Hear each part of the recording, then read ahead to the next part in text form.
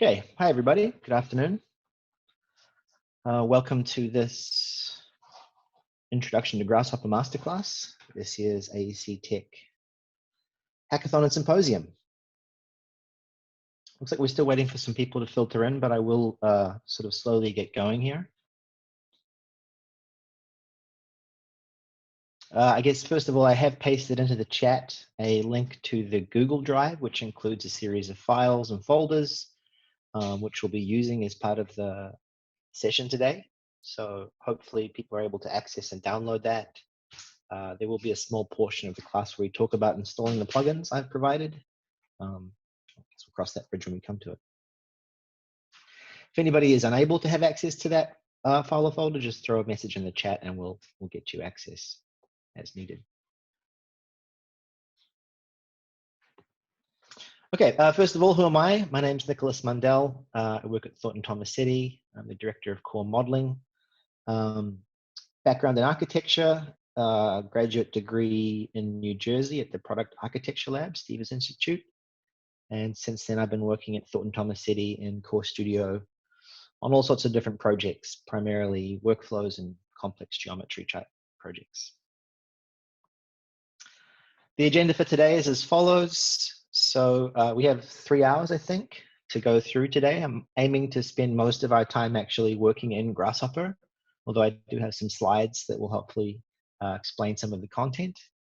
And if at any point anybody has a question, feel free to ask.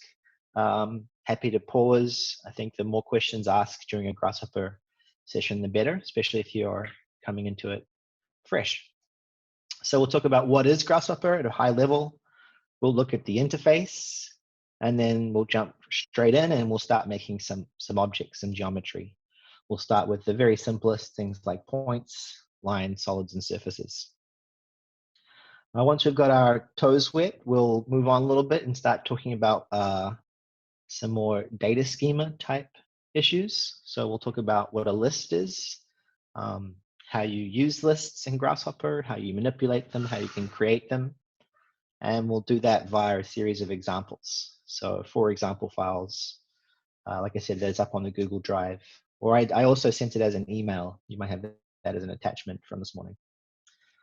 Once we're done with lists, we'll move on to trees, which is essentially just another name for a list of lists in Grasshopper. And we'll complete 3 examples that hopefully give you some exposure to how trees operate and how they can be useful. We're also going to talk about some best practices and standards. At Thornton Tomasetti or in Core Studio, we've been using Grasshopper since I started working here. And over that time, we've kind of developed a series of techniques for enabling us to share our scripts readily, to make things very readable and translatable, and make sure that if you close something and open it 3 months later, you still know what's going on. I'm also going to talk a little bit about how you can go about introducing your own firm to Grasshopper, your own company. This is sort of a question I get asked a lot of times after these sessions. It was great learning stuff, but what can I do to take this back and be useful and effective inside my own company? So we'll talk briefly about that. And then to finish, we're going to look at some of the plugins that are available to Grasshopper, which is an extensive list. We'll look at just a couple today, but we'll also talk about what's out there in the wild and where you can find and download all these various things.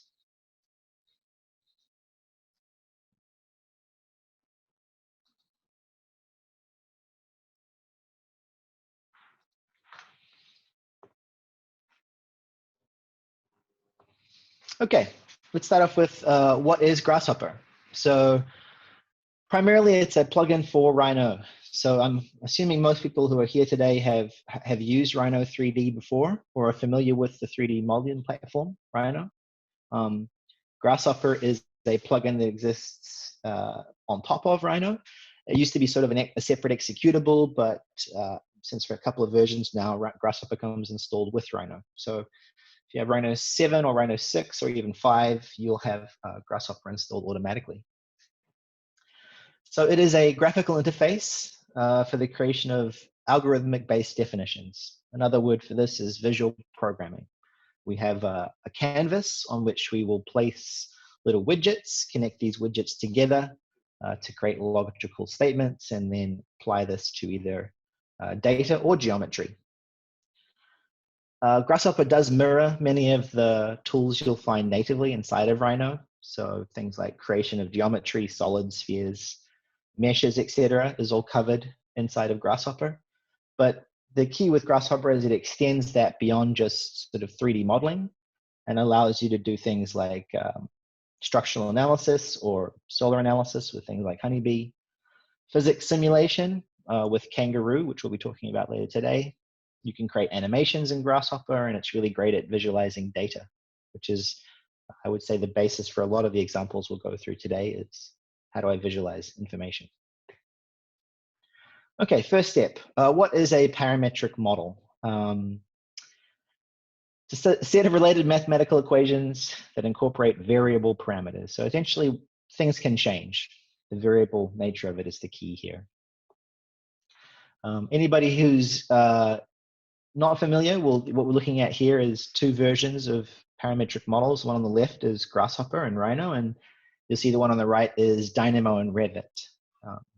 Not sure if anybody here attended the class this morning on Rhino inside Revit, but we're going to be talking about that a bit later today. But essentially what you have is a series of, like I said, widgets on a canvas, which are connected together to create some, in this case, geometry. And this is a 3-point arc that's being created. The same sort of approach to the same sort of geometry as displayed inside of Dynamo. Very similar, but subtly different as well at the same time. As I said, the key thing about a parametric model is that something can change, be it a position of geometry, a size of something. In this case, the definition you see on screen includes 2 points, which are being used to create a line between A and B. And then upon that line, we're creating another point, and this is a point along a curve. In this case, it's being placed at t parameter 0.5, and that basically refers to the position along the curve, were we to consider the curve as starting at condition 0 and ending at 1. So 0.5 is halfway, 0.75 is obviously 3/4, etc. And then from that point, we're drawing a line. This is called an SDL line, start, direction, and length. So we supply a direction and a length. In this case, there are some default values which give us a line of length 1. It shoots up in the air here. And then from that, we extract the endpoint of that curve to use as the midpoint of an arc. So the eventual goal here is to create an arc shape between these two original points and some midpoint, which we're creating here with the script. And were we to change the position of the midpoint, we'd see a corresponding change to the position or to the typology of the geometry that we see. So there's, like I said, there's two sort of instances of parametric modeling out there these days, graphical programming, one's in Rhino, Grasshopper. Revit's also got its own version, Dynamo, as I mentioned. I will say that these two boundaries are blurring a lot with the addition of Rhino inside Revit. I do see sort of Dynamo going the way of the dinosaurs here and Grasshopper taking over, which for those of you who also use Revit in your modeling practices is going to make this session even more powerful because you can start using Grasshopper approaches directly inside of a Revit model. As you can see on the left here, mostly we're talking about flexibility, having nice shapes, architectural-based objects. It's a NURBS surface-based modeling platform, obviously a little bit different than Revit is. All right. When we're working in a parametric environment, we're always trying to think sequentially. 1 + 1 = 2, etc. In maths, the sequence is an ordered collection of objects in which repetitions are allowed. This is the same for visual programming. So if we start looking at sort of a very abstract view of visual programming, we have left to right situation here where we have items, S0, S1, and S2. And we have an operation that's happening between those items, and it's altering the condition of S1 and S2 based on that operation. In this example, we're looking at the addition of two numbers, and this is starting to mimic what the Grasshopper environment starts to graphically show you. So you have two inputs, which are two little nodes here, 3.2 and 5. We have a function, an addition, and we have a result, an output. So we're working left to right, and we're connecting things to little widgets and getting results from it. And this is how that might look inside of Grasshopper directly. So our inputs here are not just static. What we see here is what's called a number slider. This allows us to have any sort of range of inputs. So were we to change the position of this little knob, we would obviously expect to see a different result in our output. So 3.2 plus 5 in this case is giving us 8.2 as an output. This little yellow object on the right here is called a panel in Grasshopper. Very important as it helps you sort of visualize the information that is being passed through the parametric definition. Okay, next we're going to talk about types. In computer science, a type is a classification identifying one of various types of data. So for us inside of Grasshopper, that can be many things. From the computer science side, we have some familiar types of data. We have Booleans, which are either true or false, 1 or 0. We have integers, which can be negative numbers and positive whole numbers. Rational numbers, which include fractions and decimals, etc. And we can also have things called strings, which is essentially any alphanumeric sequence. As long as you've got text in there, it becomes a string, even if it includes numbers. Because we're working in a geometric modeling platform, in addition to our standard sort of computer science data types, we're also going to include geometric data types. So you can have points and vectors, curves, surfaces, volumes, anything you can create generally inside of a Rhino model, you can also either capture or represent inside of a Grasshopper definition. Casting types. Casting types is essentially the process of taking one parameter type or data type inside of Grasshopper and turning it into another. So casting types here is changing one to another, essentially. Why this is important is because Grasshopper as a programming languages, and programming languages are generally very explicit about how you describe information. One thing cannot be another. So in the examples you see on screen here, a text can be cast into a number. And the graphical representation of this is on the right here, where we have a panel. Panels are inherently text. And then we have a parameter here, which has got the 7 on it, which tells us it's a number parameter. And when we pass a wire between the two, connecting them, you can see that the number parameter is left gray, or sort of a mild gray, which means it's satisfied. If, however, we were to add a alphanumeric character to that panel, so 2A, you can see we get some immediate feedback graphically from Grasshopper about the state of that parameter. Red is bad in this case. We don't want to see red. So this casting is not working for us. Same as in reverse, we can have numbers that are text. So passing a number slider into a panel will give us a text object. And again, if this was passed into a number parameter, you'd be fine, or actually in this case, because it's a decimal, you wouldn't be fine. Booleans can be either text or numbers. So in this case, true is represented also by the value 1, and false is also represented by the value 0. And numbers can be Booleans. So if 1 can go one way, it can go back, basically. So a 1 here can be considered true, and a 0 would be considered false. Okay, we're going to talk next a little bit about the interface in Grasshopper before opening it up.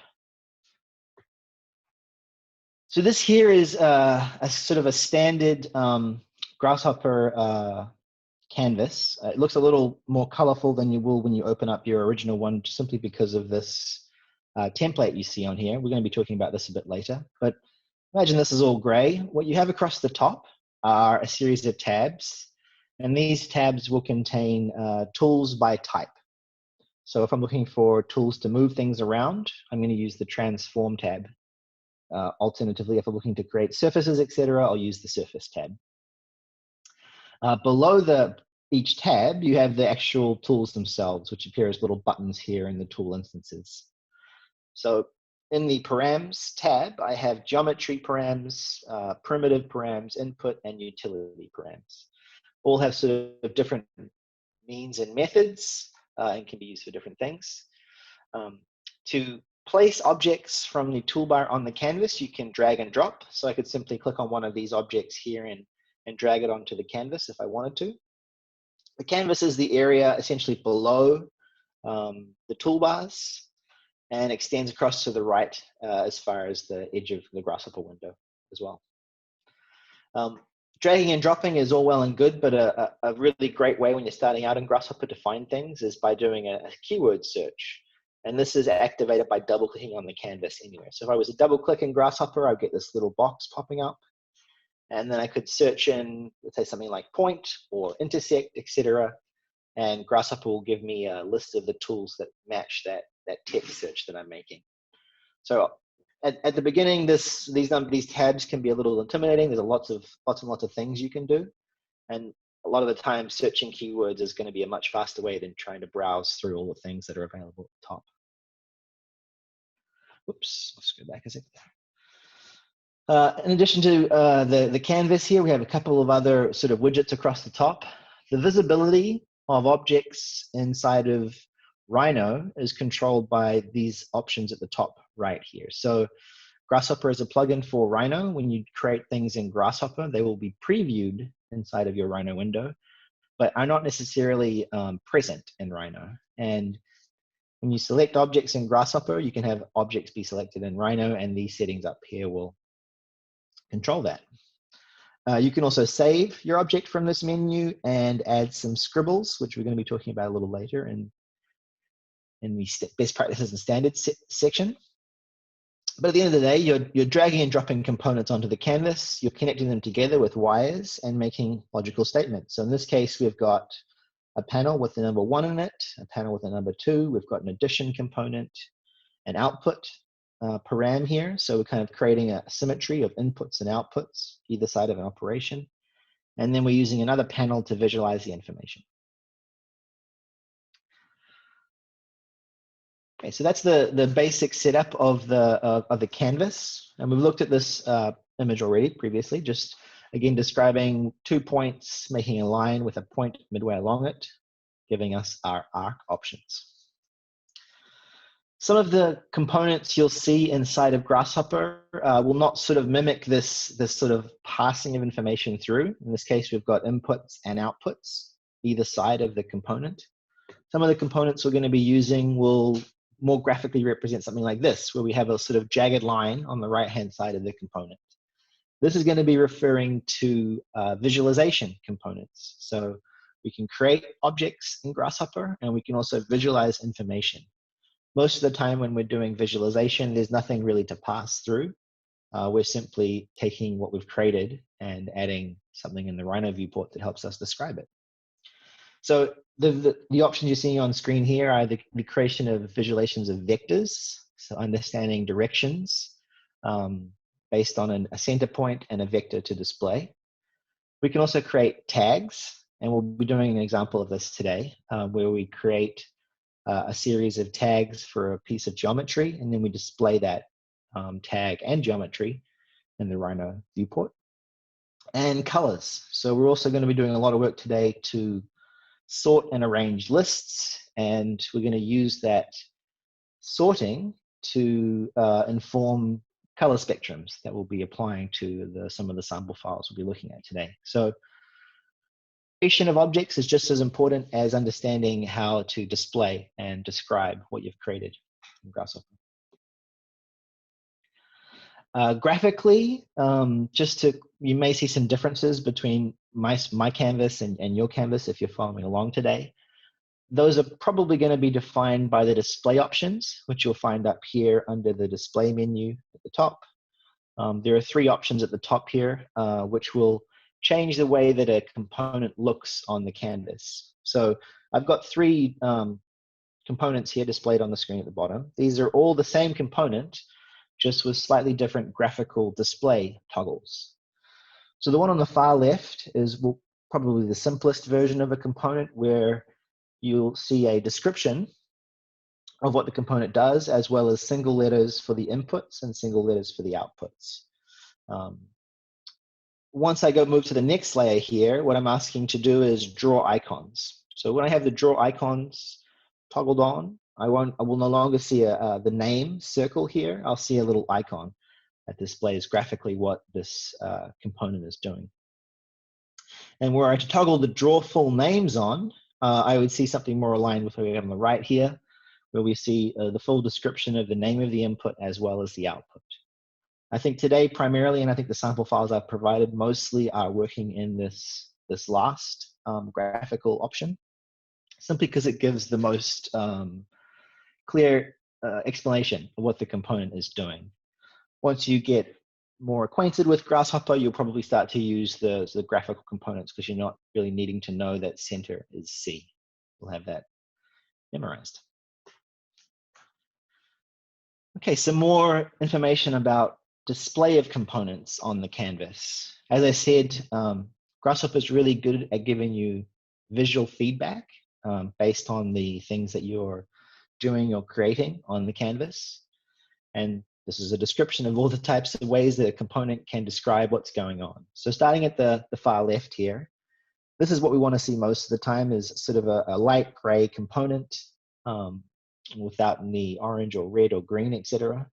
And this is what we call a parameter with no warnings. So information is passing into this and passing through it, and everything's fine and dandy.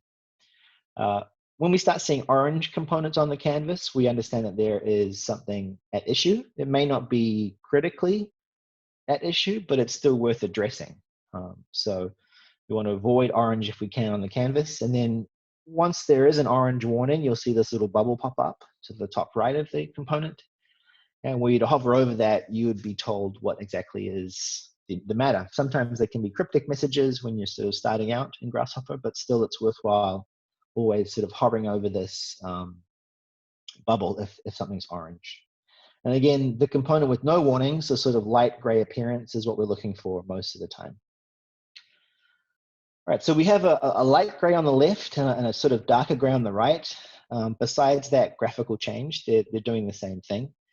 The light gray indicates that this component is going to be previewed inside of the Rhino viewport. So this is a circle we would see in the 3D view in Rhino, wherever it was created. With the darker gray, what we're saying is that this component is not previewed, or the preview has been turned off. So whilst we still create a circle, once we pass information through it, we are not actually going to see that inside of the Rhino preview. Graphically, we've got one more version of gray here. This is sort of a washed out gray, from light gray to dark gray to washed out. This is a disabled component. So this is a feature whereby we click on the component and we disable it. This essentially means that no information will pass through. There will be no output to this component. Anything plugged into it downstream or to the right is going to turn orange, essentially, so it doesn't have any inputs. And then finally, we have a red component. This one is indicating we have an error. So it's sort of the more extreme version of the orange. Again, you're going to get a bubble. It's possible some information doesn't pass through when you have red components, so these are always something to be very wary of on your canvas.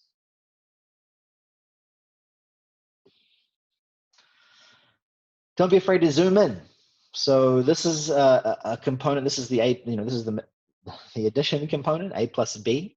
But were I to zoom in to the sort of this scale on the canvas, you'll see that a couple of new UI features pop up. I have the ability to add or subtract variable parameters from this component. So the addition component allows you to have A plus B. And if I push this plus button here, I would get a C. So it would be A plus B plus C. I can also remove parameters with the subtraction and then add them again as necessary with the plus button. I will say not every component has this possibility of adding and subtracting inputs. So that's why it's useful, just to zoom in occasionally to find out if it is possible to make those changes. Okay, so we've talked a lot about the components, the little little boxes on the canvas and what they do and how they look. Almost as important as the components are how you connect them together. These are called wires in Grasshopper. And essentially the intention of the wires is to graphically tell you something about the information or the structure of the information that's passing from one component to another. So at the top of this sort of list of three, we have a single item wire. This is a light gray line connecting one button on one component to another button. Next, we have a sort of white line bounded by two gray lines either side of it. This indicates that there's more than one item in that component or in that information, which means we have a list of items. We're going to be working with lists a lot today, so we should see a lot of wires that look like that. And finally, you'll start to see, once you, again, some later examples today, a dashed line with a white center and a gray outline. This is referring to the information that's passing between components being a data tree or a list of lists or a multi-dimensional graph. There's many words for it. But essentially it means more complex data is passing between the components. No spaghetti definitions is a rule. We'll talk about this a bit later, but what I'm talking about here is trying to prevent your scripts from looking like this. I will say this is not quite spaghetti. It's reasonably well organized, to be honest, but still very confusing and difficult at a distance to understand what's going on. How do we avoid this? Well, it's possible to hide wires. So previously in the slide we saw before, you can have connections between two components that describe the information that's passing between it. It's also up to you whether that wire is displayed at all. So in this case, we've got a series component on the left, which creates a series of numbers for us with a starting point, a step between numbers and a count of numbers. And there's actually a wire connecting the series to this param, because we see information in our panel here. And the reason we can tell that is because there's this little sort of radio beacon icon that's coming off of the component. If I was to actually select this param on the canvas, the wire would be displayed from here to there, but with neither of these selected and the wire hidden, which is the property that's been applied here, I won't actually be able to see that wire. Wires can be hidden through a right-click menu, a very extensive right-click menu, actually. We'll talk about it in a second. So whilst we won't be making anything today that looks anything like this, as you work forward, it's always a good idea to keep things clean and tidy, and hidden wires can be a very useful way of doing that. Another great feature to sort of pick up as a novice user is the feature Control-Alt-Select component. So what this does is it will actually, if I had this component on the canvas, this is a surface component, if I was to select it with my left mouse button and then click Control-Alt at the same time, these fancy little red arrows and this little fancy circle would show up automatically, telling me whereabouts this component came from in terms of its relation on the tabs or its position inside of a sub-tab. So for some of the things you have in the files that I've supplied today, if you're wondering about where they came from, left click Control-Alt and you'll immediately be taken to where those actually came from in your canvas across the top.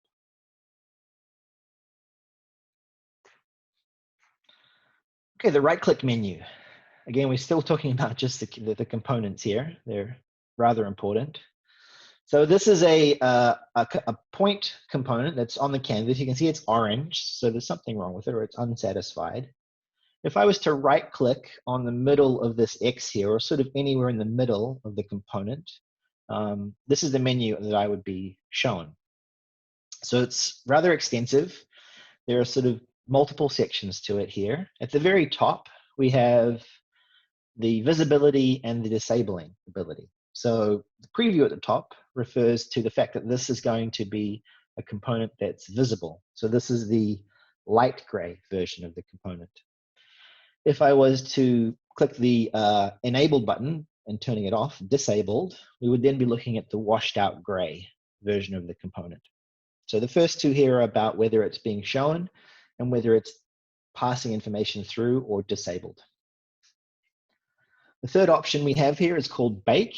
You'll be hearing this word a lot. Essentially, it is the process by which we take information contained in a Grasshopper definition and instantiate it inside of a Rhino model. So when we bake this point, the point would actually be something we could select. It would be a point in Rhino at that point. Excuse the pun. We can bake curves, we can bake surfaces. Any geometry we create is bakeable into Rhino. And so when I right-click on a component, I can access the bake menu by clicking bake here. As I said, you can hover over the right edge of a component to understand warnings, but this will also be a place when you right-click to see that warning in a little bit more detail. Below that, we have our wire display. So as I was just mentioning 2 slides ago, up here, if we want to hide the wire between 2 components, we would right-click on the component and then click on wire display, and we have 3 options here: default, which is the regular display, hidden, or faint. So faint can be useful where it still shows you where the wire is going, but it's not quite as dark on the canvas, taking up as much space. Okay, beyond that, just below that, we have reverse, flatten, graft, simplify, and expression. So these are all, I'm grouping these together under sort of list management. We're going to talk about reversing in a second, but essentially this takes an order of things and flips it over. Flattening takes any data structure we might have and removes it by turning a tree into a list. Grafting goes in the other direction. If we have a list and we graft it, we then get a tree of information. Simplify is again related to tree structure, which we'll be reviewing a little bit later. And then expression is sort of its own thing. This allows you to actually take an input and then add a function inside the component, which will be applied to that input. We'll again be looking at this a bit later. But just be aware that all of these are useful features for the component tied to list editing and tree editing. Okay, below that, we have another really important aspect of a param component here, the ability to bring Rhino information into Grasshopper. So when we bake something from Grasshopper, we're taking the representation or the geometry that we've generated and sending it to Rhino. When we reference, we're taking objects directly from Rhino and bringing them into Grasshopper, which then means we can take the output of that component and do things with it, which will be tied to the geometry we've brought in. So we can obviously just set 1 point or multiple points, and then we have the option here to manage point collection. So if we've already set a bunch of points, we can edit that collection here, although we're going to be doing a lot of that editing today directly in Grasshopper. The last 3 here are more about the component itself. So if we were to clear information, if we had set points previously and we clear values, it then removes them and our component would go back to being orange. When we internalize data, if we had a wire coming in from the left-hand side of this point component, which means we had points made somewhere else, and we clicked internalize data, essentially this component then remembers all of its inputs and detaches the wire that was connected to it. A little bit esoteric to say it like that, but we'll do an example of it, hopefully today, where you get understanding. I won't go into extract parameter. I will say the help menu here at the bottom is useful, I guess, just for a very brief description of what the component is looking for, although for the most part, anybody familiar with 3D modeling will be familiar with what the inputs are required for points, etc. But it can be useful if you're looking to understand more about a component, you can right-click on it, and there should be a small help menu. I will say that for some of the plugins attached to Grasshopper, you may not find as much detailed documentation in this menu. It's probably more likely done on their own page.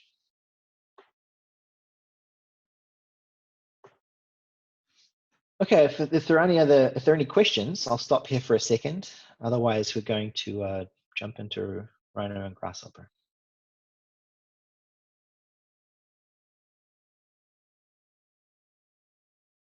Okay, take that as a no, and we'll get going. So we're going to start out, obviously, with the basics: point, line, solid, and surface. Okay, so I guess first things first, I opened up a new instance of Rhino. I'm using Rhino 7 in this class, but you could be using Rhino 5 or 6. It wouldn't be a big difference here. And what I've done is I've installed Grasshopper, or at least it comes installed, like I said. And into the command line at the top here, I'm going to type in Grasshopper. You'll see there's quite a few different options that'll pop up here. But what we're looking for is sort of the vanilla version here, just the Grasshopper interface. And once that's launched, what we'll see is like something I have on the right here. So we have the canvas. I'm using my right mouse button to pan around the canvas. I can also zoom in and zoom out. You can see it's quite extensive. We're only going to be working really in the top left corner for most of today. And I guess technically what I've done here with my Rhino in the background is I've still got top views, right views, front views, but I've made the perspective view sort of much larger here because we're going to be doing most of our visualization in perspective as we work. And I'm just going to dock my Grasshopper here on the left. All right, so as you saw before, we have our menus across the top, the display settings you saw previously. We can also open documents from here. We'll eventually be looking at where the plugins go, which is our special folders, but we'll get to that eventually. And the first thing we're going to do is we're going to create ourselves a point. So there's multiple ways we can go about creating the point. I'm going to start with sort of sliding through my available tabs. I should say just off the bat that I have a lot of plugins installed. So the menu I have across the top here is not going to look at all similar to what you have. You'll have a fewer things, but the primary components, the params, math set, etc., everything pretty much up to display should be shared by everybody who's on the call and has it installed. Okay, so I kind of know my way around Grasshopper, and what I'm looking for is the creation of a point. And point objects are organized under the vector tab, as well as planes, grids, and points. And where I come to the point group and then click on the little black icon at the bottom of the shape, I'd see all the sort of means and methods I can approach a point by. I can construct a point, which is what my goal is going to be for this first step. So by left clicking on that component up there and then left clicking on the canvas, I've now placed a create point component, construct point component on the canvas. And you can see automatically if I was to select it, the component goes green, and you'll also see in my Rhino window over here a point in three-dimensional space. And this point is obviously at the origin. I have turned off my my grid here, and I'm just showing you the axes. But there's our point. And you might ask, well, how does this know automatically that it should be at 0, 0, 0? Why is it not orange, for example? Many components will come with default inputs. So you can see here, if I hover over the left-hand side of the component, a little close to here, you can see there's already a value 0 defined for the x coordinate. That's the same for the y coordinate and the 0 coordinate. Notice as well, if I was to right click on the x coordinate, the menu I see, you'll see all of the sort of list editing I spoke about, as well as the expression, etc. I also have the ability to set a number directly. So that is where the 0 has been placed for this particular component by right clicking and setting an internal number as a default. Notice that the menu that I see when I right click in the middle of the component, sort of over the icon, is a little different. In fact, I think I do, oh, I've got full names. So you'll notice that the menu on the right is also going to be different. So depending on where you click on the component, you will receive different feedback from a right click. Here's my enable or disable the component. So when I have a component that's previewed, we're light gray. I click on the component and I turn the preview off. We're now dark gray, so I no longer see the point in 3D space. It's still present. If I hover over the output, you can still see it's there. For example, I could capture the point, and I'm going up to the Params tab. I'm going to find a point param. Params are containers. I think of them as a way of storing information. So this one stores points. I can plug this point into that guy. And again, because this component is light gray, we're going to see it on the canvas. And when I was to select it, it's green on the canvas, it'll be green in the 3D window. Were I to disable this component by selecting it, right-clicking, and disabling, we're now at our washed out gray component, and you'll notice that we've got an error because in this case, floating parameter point failed to collect data. The input here is not giving us any information because this component is disabled. Right-clicking and enabling will turn that guy back on, and we have our output. So the right-click menu is very useful. I'll also point out that there is a sort of separate but useful menu that can be accessed by a middle mouse button click on the component. You'll recognize many of these from the right-click menu. We have our preview on, preview off. So in this case, the point's previewable. Middle mouse button, preview off. We also have our enabled, disabled, so I can disable from here or enable. I can also bake. So we'll just show an example of that. At the moment, you'll see I've got a point. It's visible in the 3D view, but I can't select it in Rhino. If I was to try and grab something here, there's nothing actually there that's selectable.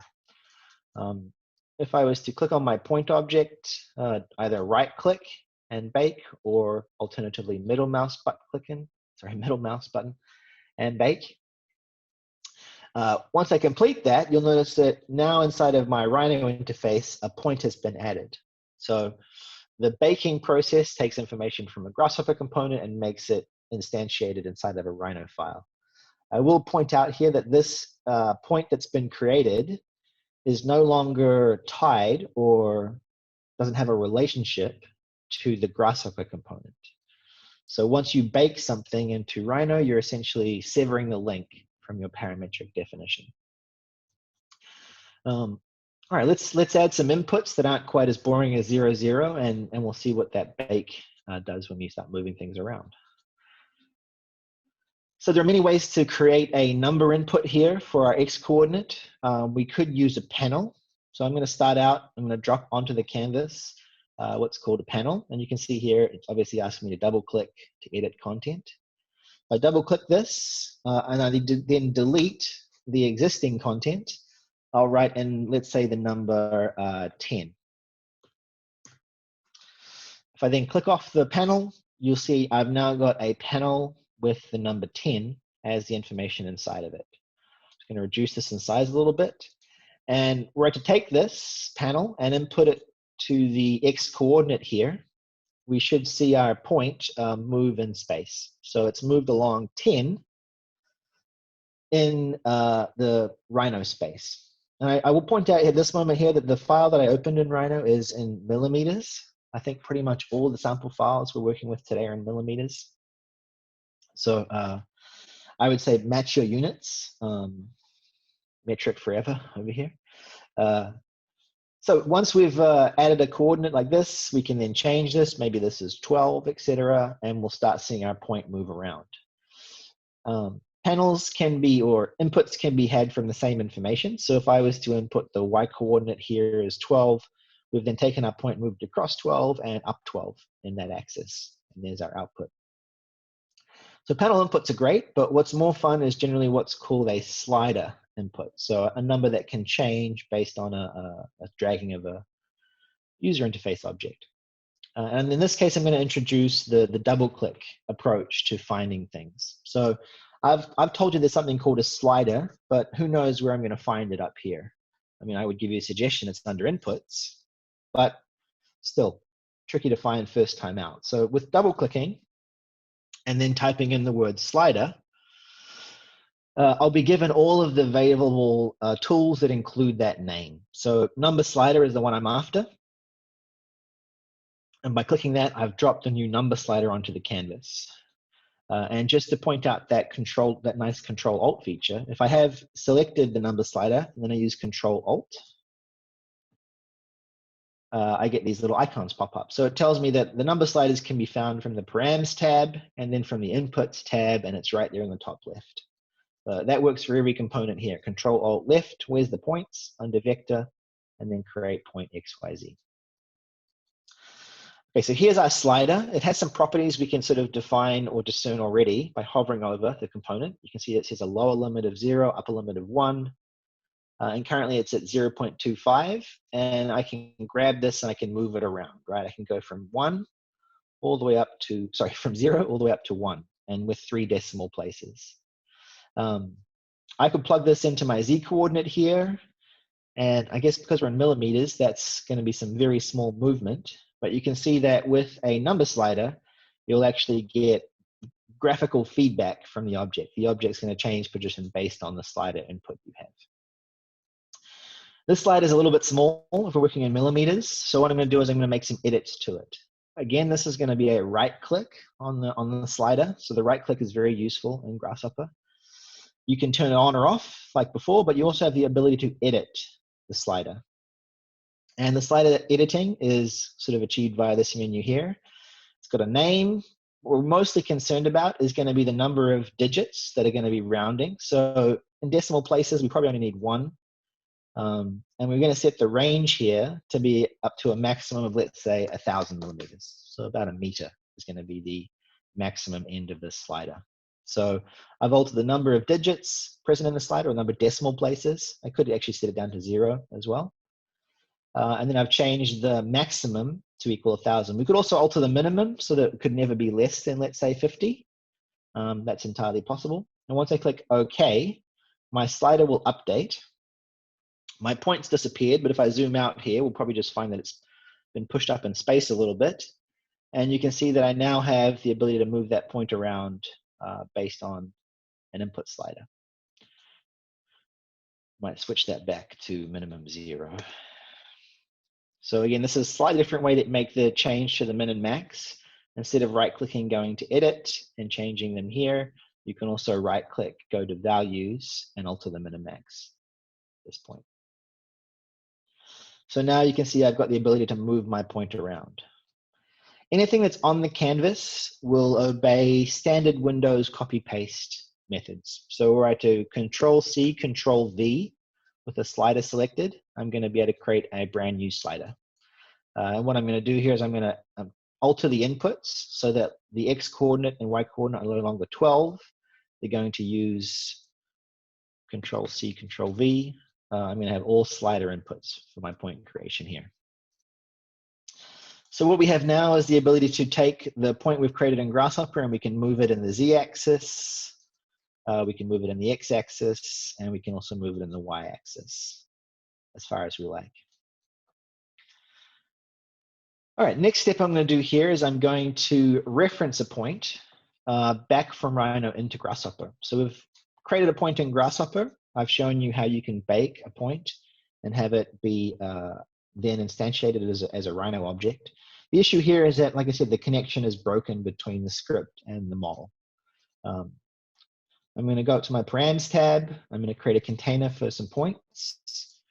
Little warning message here, floating param failed to collect data. So we can either collect data by plugging a wire into a component, or we can right-click on the component, and we can set geometry from a Rhino file. So when I ask to set one point here from the right-click menu, Grasshopper is going to go away for a second. I'm going to look at my command line in Rhino, and it's going to tell me point object to reference. So I'm going to select that point object that I baked previously. And you'll notice now what we've got is a light gray satisfied component. And you can see here that there's a red X sitting over the top of our object. So this is a point that's been referenced from Rhino. If I was to move this point in the Rhino file, the reference updates. So this link now of geometry from Rhino into Grasshopper is persistent. And were I to take, let's say, these 2 points here and to do something with them, let's say create a line. I'm going to double click on the canvas. I'm going to type in line. That's a quick way to find it. And it's the second one here, a line between 2 points. So it's looking for a start point and an end point. I think in this case, what I'll do is I'll use the referenced point as the start, and I'll use the parametric point as the end. And then what we'll get inside of our Rhino preview is a line between those 2 points in 3D space. And because we have variable sliders on one of these objects, you can see that were we to make a shift to the position of this point, we're going to get a new line. I think 1,000 is probably a little big. Let's go back down to just 200 for these. And be a little easier to see what's going on. I could have also made that change to one of these sliders and then sort of copy pasted it. But you can see here, as we move the point around, the point here is not changing, but the end point of our curve is changing.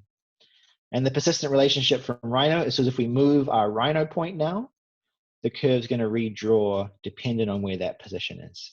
So we're creating a relationship by referencing the object in, and we can use that to create new geometry. Any questions there? I have a quick question. Like you referenced the point in Rhino, how would you label it? Like, given that like there will be a lot of things happening in the script, so how would I like figure that that point is exactly where in Rhino? Yeah, I'm going to show a little bit later, but what we generally do in our company to describe that this is something from Rhino is we give it a group. So we'll talk about this in a second, but we might as well have a look at it now. If I have a component selected and I do Control G, this creates a group.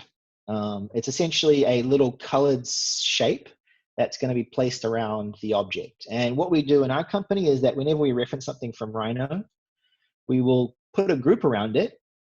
And generally speaking, we'll actually change the color of that to be a type that we understand is specific for us. So in our company, if we see something orange in Grasshopper, we know that that's a component that's referencing a Rhino object.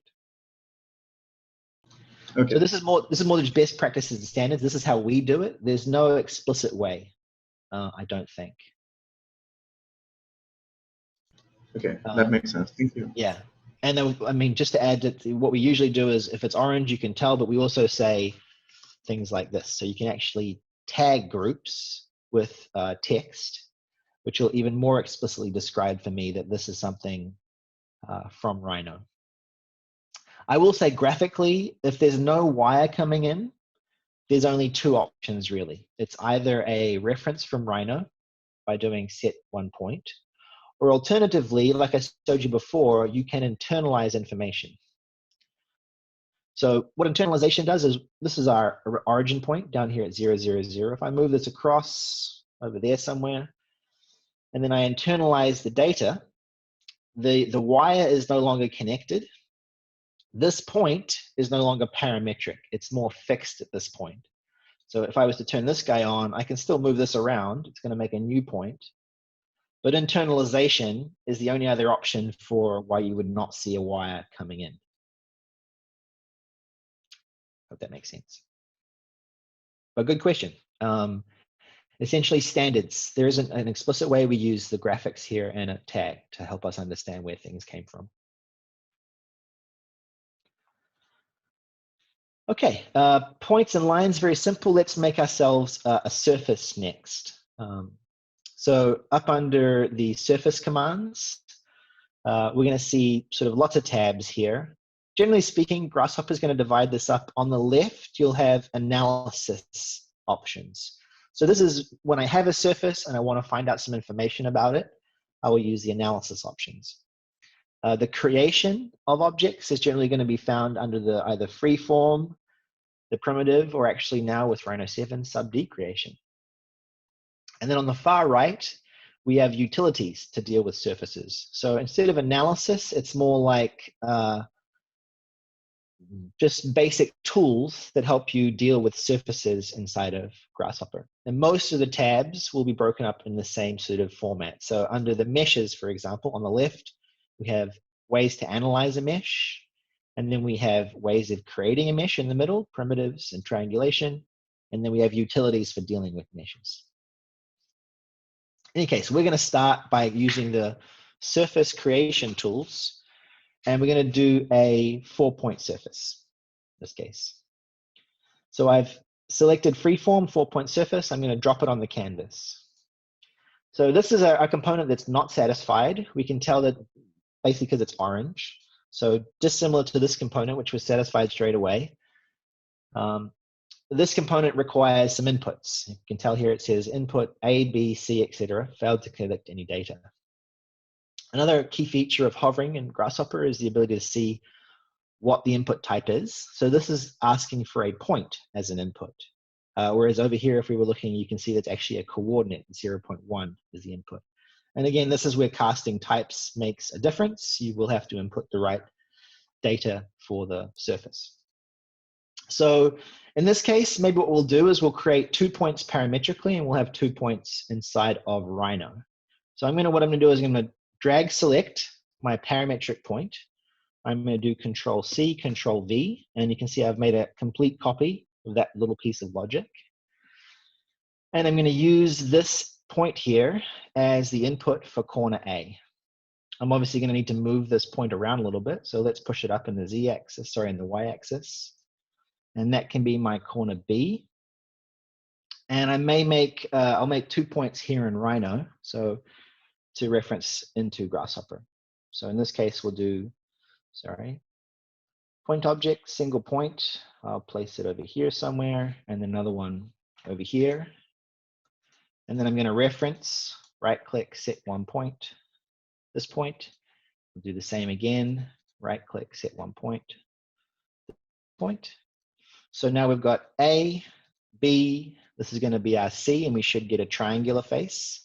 And then if we follow it up with D, well, I've actually got my sequence back here. So a good mistake to make, I guess, you can see that the sequence of points needs to be sort of ordered here. We need our A, B, and C, and D to sort of be in a clockwise order.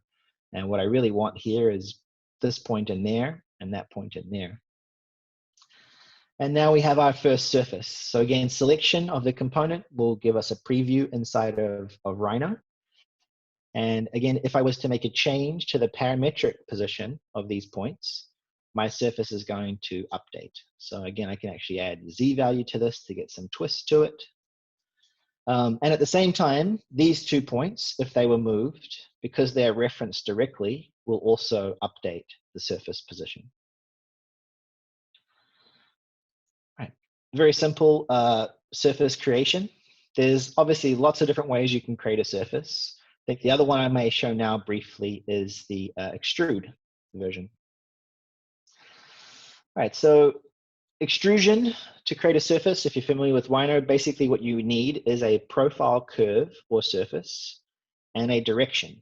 So if we wanted to make a solid, for example, we could take the surface we've created and we could extrude it vertically in the Z-axis. Let's give that a try. So we need a direction. That's going to be a Z-axis. I can double click and I can type in Z. And what I'm looking for here is something called unit Z. Vectors are going to be found up under vector, and then on the right, vector, and then in here we've got X, Y, and Z. Z is the one I'm looking for. So the direction in this case is defined by a vector. You can see if I hover over the vector, and let's actually use a panel here to investigate it, that I have 0, 0, 1. So this is 0 in the X, 0 in the Y, and 1 in the Z, which is quite a small number for in millimeters. There's 2 ways I can increase this. I can have an actual slider input on the left-hand side of my vector that will control the amplitude. So let's say I want a slider. In fact, this is another key trip here. So previously I'd shown you how to find a slider, Control Shift, you grab it, you drop it on the canvas, and then you right click and you edit. That's quite a lot of clicks. Grasshopper is pretty good at giving you some shortcuts here. If I was to double click on the canvas, and then in my search for keyword, instead of typing number slider and then going and finding the object, I can actually input some sort of syntax that will generate the slider for me. So if I type in here 0.200 and press enter, I'm going to automatically create a slider from 0 to 200. So again, if I double click, that is any number, let's say 25 ... between up to 50, I've now got a slider between 25 and 50. If I was to add in, let's say from 5 to 0.5, I would automatically be given a slider that includes decimals. So just some quick shortcuts to get to the slider with the correct dimensions for you. And what I was looking for was, I think, 0 to 200, not 20. Sorry. Okay, so I can actually take this slider and I can input it to my Z factor. And you'll notice that as I up the slider, the amount of Z vector is correspondingly increasing. And what this can be used for is our direction. And the surface we're going to be using is this object. So that's allowing us to then extrude the object based on a slider input. And again, the key with working in a parametric model is that everything upstream to our left can be changed, and everything downstream to our right will correspondingly update. And that also applies for the Rhino points. So anything that's referenced in Rhino, if it's shifted and remains referenced, we're still going to get an object created out of that. Any questions there? I will say that besides having a direct input to your Z factor, there's also something called the Amplitude Component, which is again a vector-based tool, which would slightly alter the sort of format here. What we would say is, I want to go in the Z vector by 32 amplitude, and that's going to give me the same output as you would have from the input here. So there's usually a couple of different ways you can build the same operation or input inside of Grasshopper. It's really personal preference. Okay, so we can also take any input and apply it to our extrusion logic, right? So we had this point over here, or this line we created. And what I'm going to do now is I'm just going to switch the input from the surface to the line. And so what we expect to see now is a surface extruded vertically in this axis, the Z-axis, by this amount. So the inputs for surface creation can sort of be any number of things, and that's described for us here in this case. I'm just going to point out, if I wish to disconnect the wire, there's two ways I can go about it. I can right-click, disconnect line, so it no longer has that input there. The other option you have is you can actually use Control. When you select the end of the component and hold down Control, you'll see the little red icon pop up on my mouse there. That indicates that I'm about to disconnect a wire. So I can pull it back, and with Control selected, we'll disconnect. So two options: you either connect and right-click disconnect, or you connect and use the Control selection to disconnect wires. But again, if I hover over the input, it's very explicit here. It's telling me, guess what? You can use a profile, curve, or a surface. So that's very useful to I guess, hover over all of these to understand exactly what it's looking for and how you can get there. All right, the last one I'm going to look at up here is going to be some of the primitives. So obviously, Rhino modelers are going to be very familiar with things like lofts and surfaces, but we also have, some of the basics: your cone, your cylinder, your quad, your sphere, etc. So very quickly, let's look at how we would create a rectangle box. And again, if we drop this on the canvas, we're going to notice that the component is not satisfied. If we hover over it, it'll tell us what it's looking for. Input rectangle failed to collect data. So this component, to create a box, needs a rectangle and a height. I can create that rectangle two ways. I could create it directly in Rhino. So I come up to curve, rectangle, corner to corner, and I could draw a rectangle. I could then reference that rectangle into Grasshopper, and I'm going to do this specifically with the rectangle param, although this is an instance where I could probably use either curve or rectangle, but we'll use the rectangle. Right-click, set one rectangle. In this case, I can't actually select it. I'm just going to do 2 clicks. There's my rectangle. Input it into the input for rectangle, and I can let's just double use height component here. And now I can increase the size of that box. And again, because we drew it inside of, that's the one I did not draw. Yeah, so in this case, because a rectangle can only be defined from 2 points, I can't just select that object. This would be an instance where it may be more useful to use a curve, because a curve can be anything. Or in this case, a curve can be typecast into a rectangle, particularly if it's obviously the shape of a rectangle. If I had drawn a circle, I probably would have had some trouble there when referencing this object and trying to build. Oh, it actually, okay. It takes my, it squares the circle for me in that case. But with this referenced, I can then create solid objects. You don't actually need any inputs for many of the solids. So for example, for cone, cylinder, sphere, all we really need in this case is a radius. So let's take our number slider, Control C, Control V, and we can create ourselves a sphere. And were we to change the radius, our sphere changes radius. So it's entirely possible to build full definitions with sort of nothing referenced at all inside of the Grasshopper window, or you can leverage some objects that are part of the Rhino interface and some that are native to Grasshopper. It really depends on the problem you're trying to solve. If you've been given a file and you learn something from it, you're probably going to use the reference command far more often. One last thing graphically here, you'll notice that when I place the sphere, a giant plane sort of appeared. This is the plane we're seeing here. The size of this plane is something else you can change. It's up under the display icons up here. At the moment, I've got a plane size of 200 in my millimeters file, so that's quite large. If I jump this down to, let's say, 20, that plane is now much more small. So usually just finding a number that fits about what the scale that you're working at. Okay, if there aren't any final questions on surfaces, I'm going to jump back into talk about lists.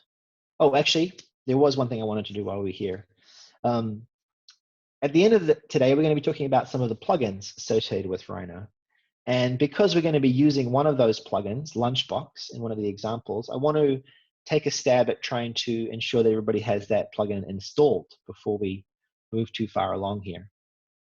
So just to clarify, if you're in the Google Drive location, there's going to be an extra folder called plugins. I think if I sent you a zipped file, well, there's still going to be a folder called plugins. And inside of here, we have a couple of different things. There is 2 zip files, the TT Toolbox zip, Kangaroo zip, the human GHA, and then the Lunchbox folder. If you'd like to follow along with these plugins today, and I'm hoping you will, what we need to do is unzip your Kangaroo and your TT Toolbox. The Lunchbox and human GHAs are fine as they are. And essentially what we're going to do is we're going to place them in the correct position for Grasshopper to recognize them. So with Grasshopper open, we're actually going to find that location from the File menu, Special Folders, and then under the Components folder. So when you unzip those files that I've provided for you, that's the location you're going to unzip to, the Special Folders Components folder. The last step, and I guess this is what my components folder look like. Obviously for you, it's going to maybe a little bit shorter of a list, but basically the same. The last step once you're here is going to be just to make sure that the file itself, or the .gha file, is unblocked. And this is essentially just a right click on the .dll file and then looking at the properties and checking to see it's unblocked.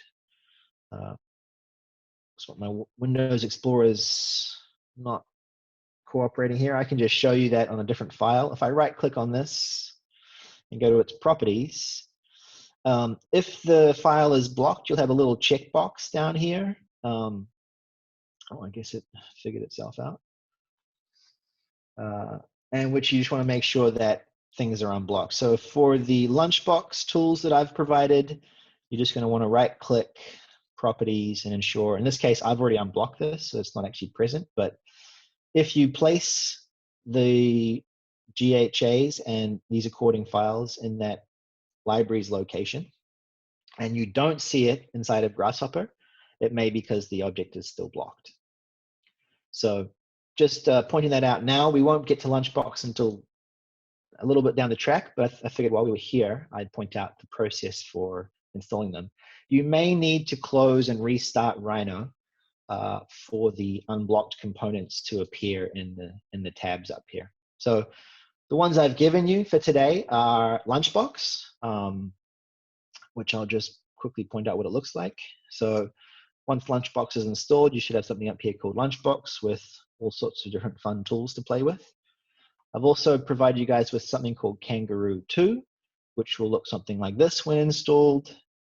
And the human tools, very popular among the Grasshopper users. A lot of this is about graphics and referencing objects from the Rhino documents. So just a heads up, for those of you who want to follow along a bit later, those plugins will be required. Okay.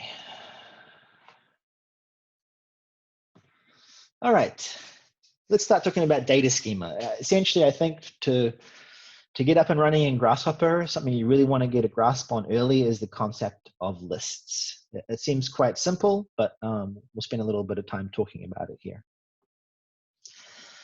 So in computer science, a list or a sequence is an abstract data type that represents an ordered sequence of values where the same value may occur more than once. So basically for us, that's going to mean a couple of things. It could be lists of geometry, a list of curves, for example. It could also be lists of data. So we'll start out pretty simple. We'll look at lists of numbers.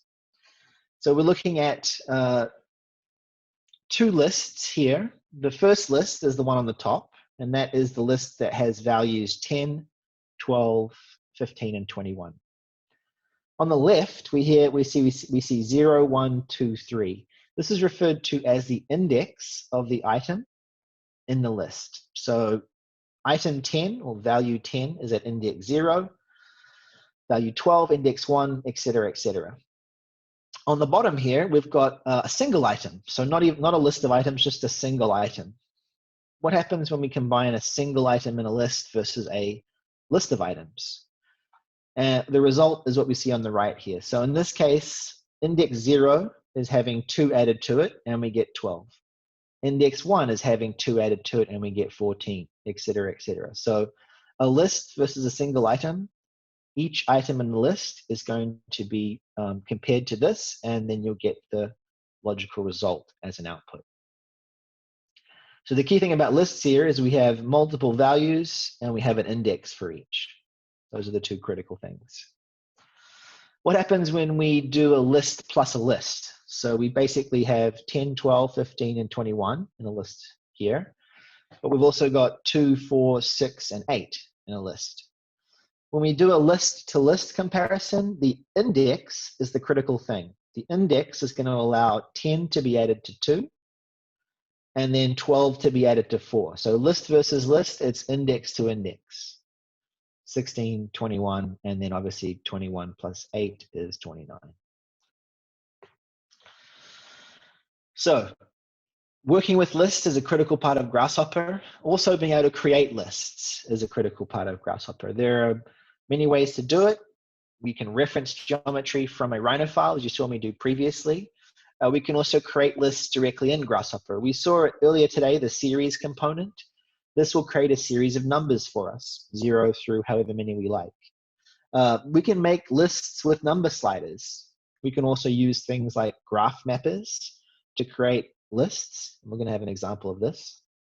We can also create lists from something called a dropdown or a value list, where I can set specific things, 4 equals something, 5 equals something, and the output will be that value when it's chosen.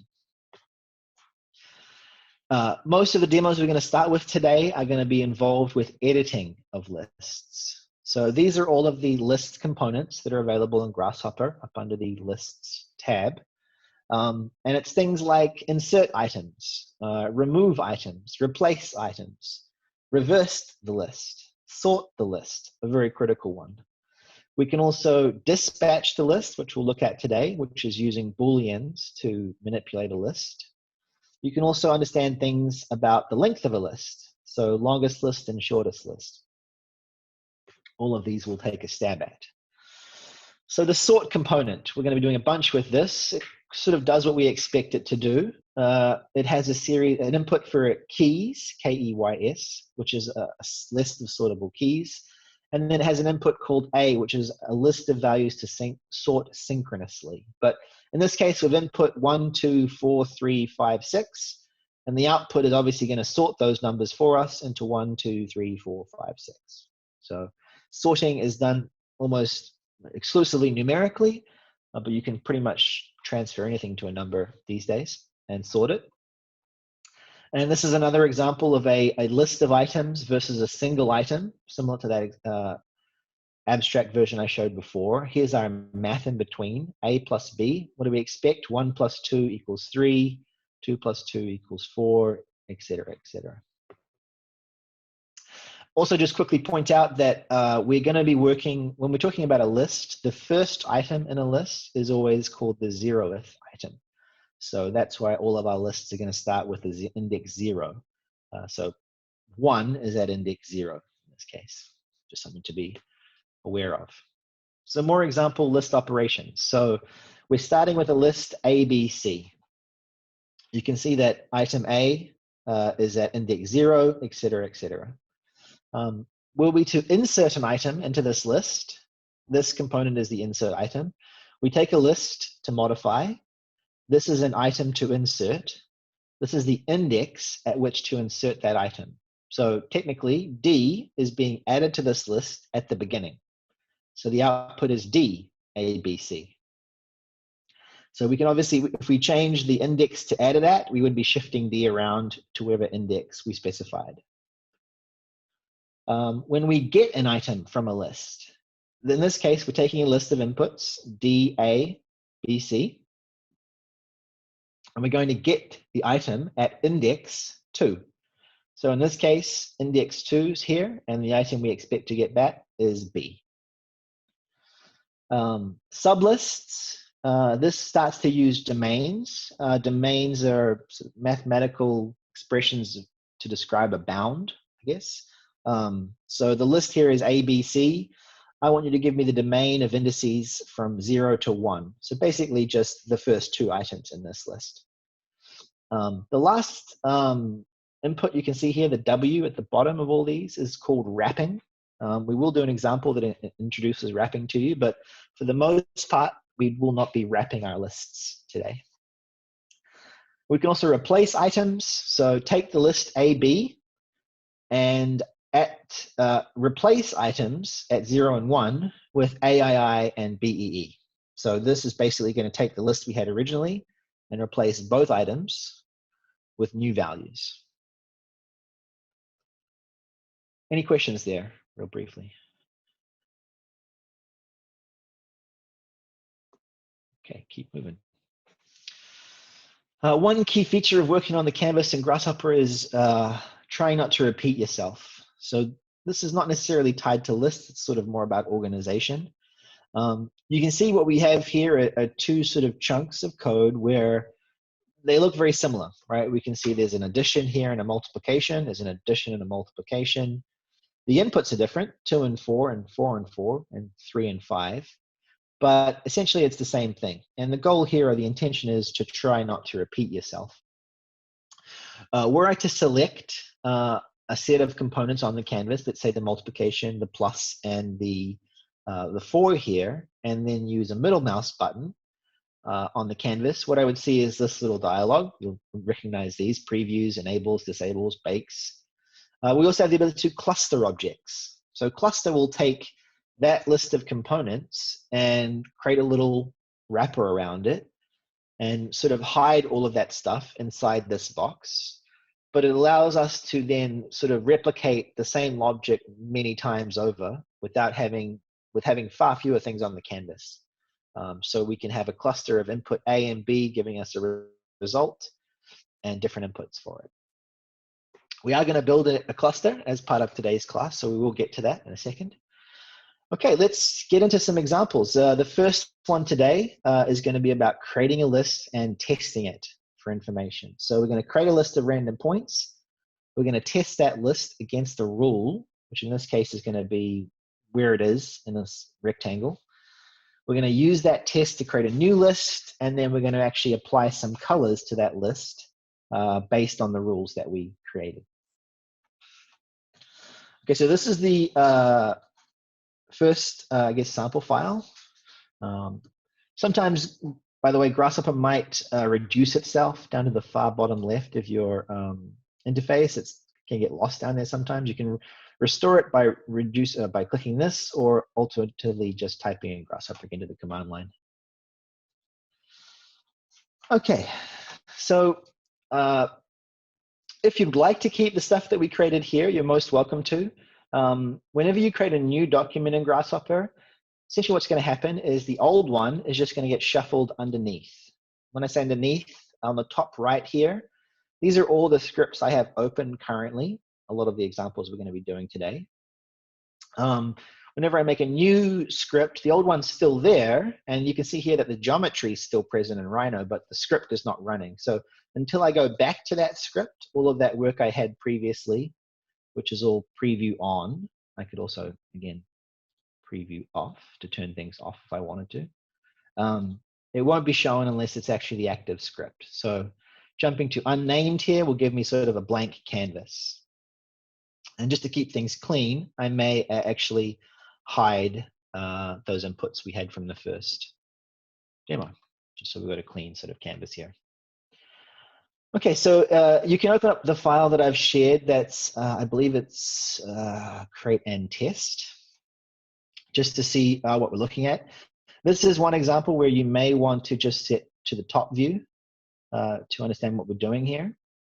And I think the goal is going to be a very short little definition here. We'll work through it just speaking, and then I'll open up a new script and we'll kind of build this from scratch. So just to define what we're doing here. So the beginning of our script, and in fact, let me just turn off the end. So it's, and again, what I'm doing here is a large drag window around multiple components that are previewed on. I can tell by the light gray.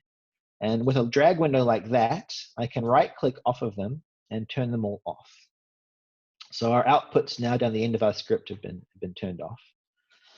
So this script creates a rectangle. It then populates that rectangle with a series of points, just a random population of points.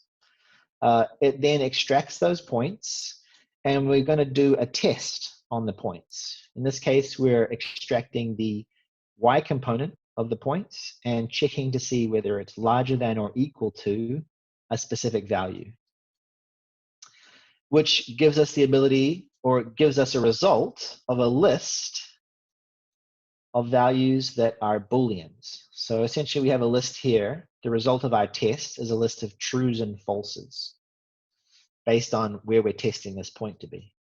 We use that list of trues and falses to what's called dispatch our original list. And again, if I hover over the component here, you can see that there's 320 values there. There are points. If I hover over the output, I've got 179 points in that list. And down here, I've got 141 points. I'm taking this point component and then using a classic display feature. So I'm going to just Control-Alt select this. This is up under the Display tab in Grasshopper. And under the Preview Components, we can display dots. So there's two displays down here, and each has got a sort of different color input.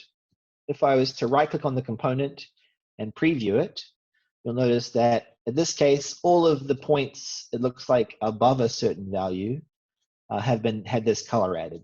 And again, which value is it?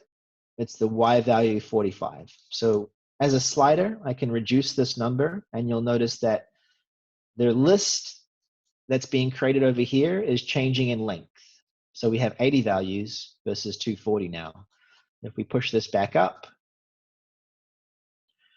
we're essentially changing the operation here in terms of the larger than, and getting now 127 versus 193 objects. Okay, so we'll do this from scratch in a new document. And again, you can reference back quickly to the completed version if you want to check what's going on. But let's take a stab at doing it from scratch. So the first thing we want here is a rectangle. I'm going to double click on the canvas and I'm going to type in rectangle. So the rectangle needs a plane, and I'm in the top view here, and the default plane is almost always going to be the XY plane. It then requires a dimension in X, a dimension in Y, or a radius to fill up the corners with. And if you hover over X, you can see immediately it's not necessarily a number input it wants here. It says 0 to 1, which is telling me that it's a domain that it's looking for. Domains are accessed from the Math tab up here, and we have the ability to construct domains and do all sorts of things with them, but we'll start with construct. And the domain wants a start and an end, and that's going to be our input for this rectangle. And I think what we'll do is we'll make a slider here in millimeters. Let's say it's going to be about a 500 millimeter domain. And so because we want to sort of center this around our origin point, I'm going to have my domain start at -500. So again, -500 from here is going to be off in this direction. So the starting of our domain is going to be at the negative version of this slider. So this component here is up under the Math tab as well, and it's called negative. It takes any input number and just adds a negative on the front of it. So there's my domain start, there's my domain end, and now that I've got this set up, I can add this to my X and Y size for the rectangle. Another tip, once you've created an object, in the middle mouse button menu, there's this little red zoom component, or a little red magnifying glass. When I click on that, it'll zoom to the object I've created. So I was a little bit close, zoomed in here. When I zoom selected, you can see that now I've got my rectangle. So again, we're controlling the size of this rectangle based on input parameters, and it's going to be scaling itself equally off the middle because we have a domain of equidistance 0, 260 to 260. Okay, next step, we want to populate this rectangle with a series of points. So this tool is up under the Vector tab, and under Grid, we have Populate 2D. So populate a two-dimensional region with points. The region we're going to populate is going to be the rectangle we have created. And you can see the result is we have now 100 random points placed inside of our rectangle. We can change the number of points here if we want. So let's say a slider between 50 ... 250. So now I've got a slider between 0 and 250, and I can increase or reduce the number of points by this slider. So this essentially has created for us a list.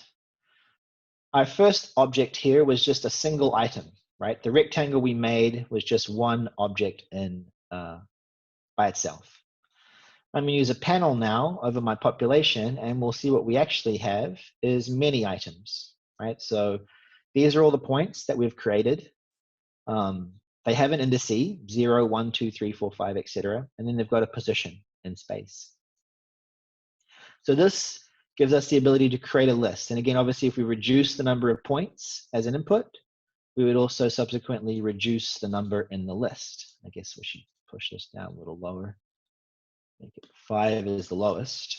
And you can see that the size of the list on the right is going to reduce depending on how many points that we add. So this is creating a list of data that we can then test. And what our goal is, like you saw previously, is to find out the points above or below a certain value and add a color to it. So I'm going to come up to the Vector tab, and I'm going to interrogate or analyze the points. I'm going to take the point, I'm going to deconstruct it.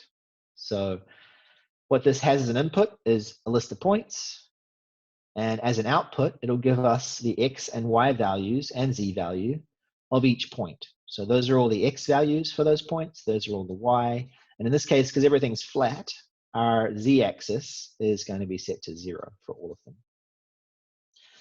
So this is our number we can interrogate now.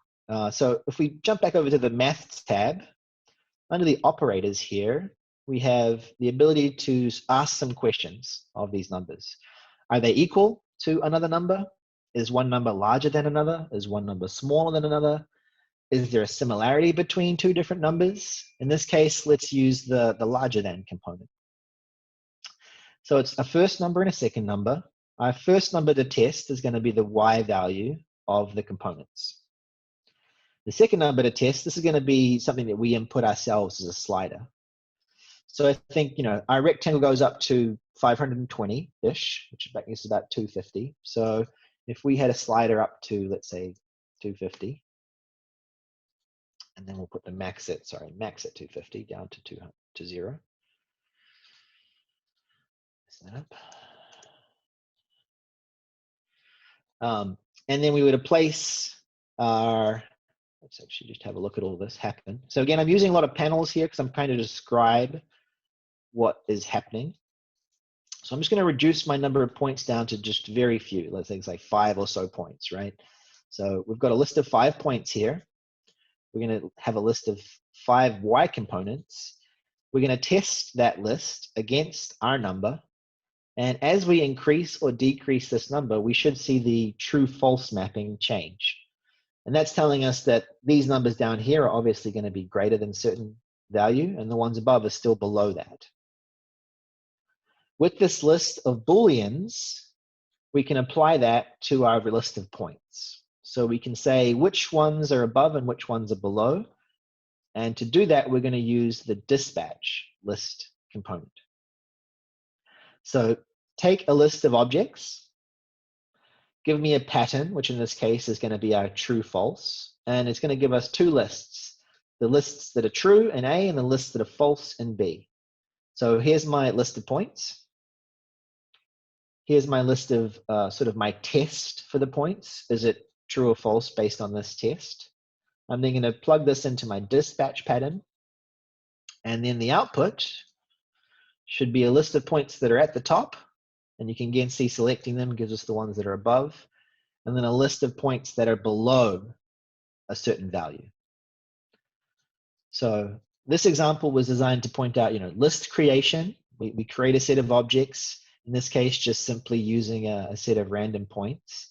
We're then creating a test for those objects, and then using that test to give ourselves 2 new lists, which start to have some sort of order to them, right? We know these ones are above, these ones are below. In the original list, we had no particular order. It's just a random population. The last step here is we'll do some display to kind of point out the validity of our test. So I'm going to use the display, tab. I'm going to use the dot display component, drop it on the canvas. So what does this want? It wants a point to display, it wants a color, and it wants a size. So obviously the point to display is going to be this guy here. To define a color, a single color here, the default is black. I'm going to use what's called a swatch, a color swatch. So SWATCH, and I'll find color swatch. And again, Control-Alt left click tells me that color swatches can be found under the Param tab and as an input. If I right click on the sort of color here, I can choose a color. So let's say, points above a certain value will get the color blue. And then we have to define a size for the actual node. So 1 millimeter is a very, very small node. So let's go up to something like 25 for the size of our points. And there we go, something a little more clear, right? And again, let's do the same thing for the points that are below that value. I'm just going to do a copy paste here by selecting both the point, the color, and the size. I'm going to replace the points, and I'm just going to change the color.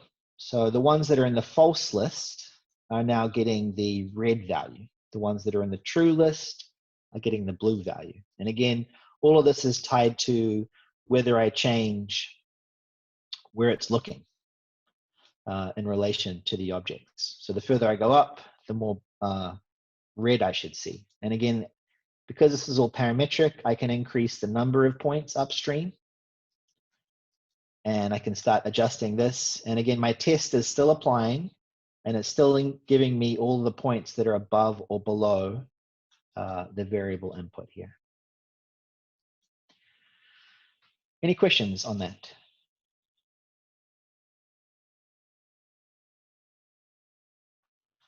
Okay. The final example of this goes a little bit further in terms of the creating a list and testing it. I think I should turn these off for the time being.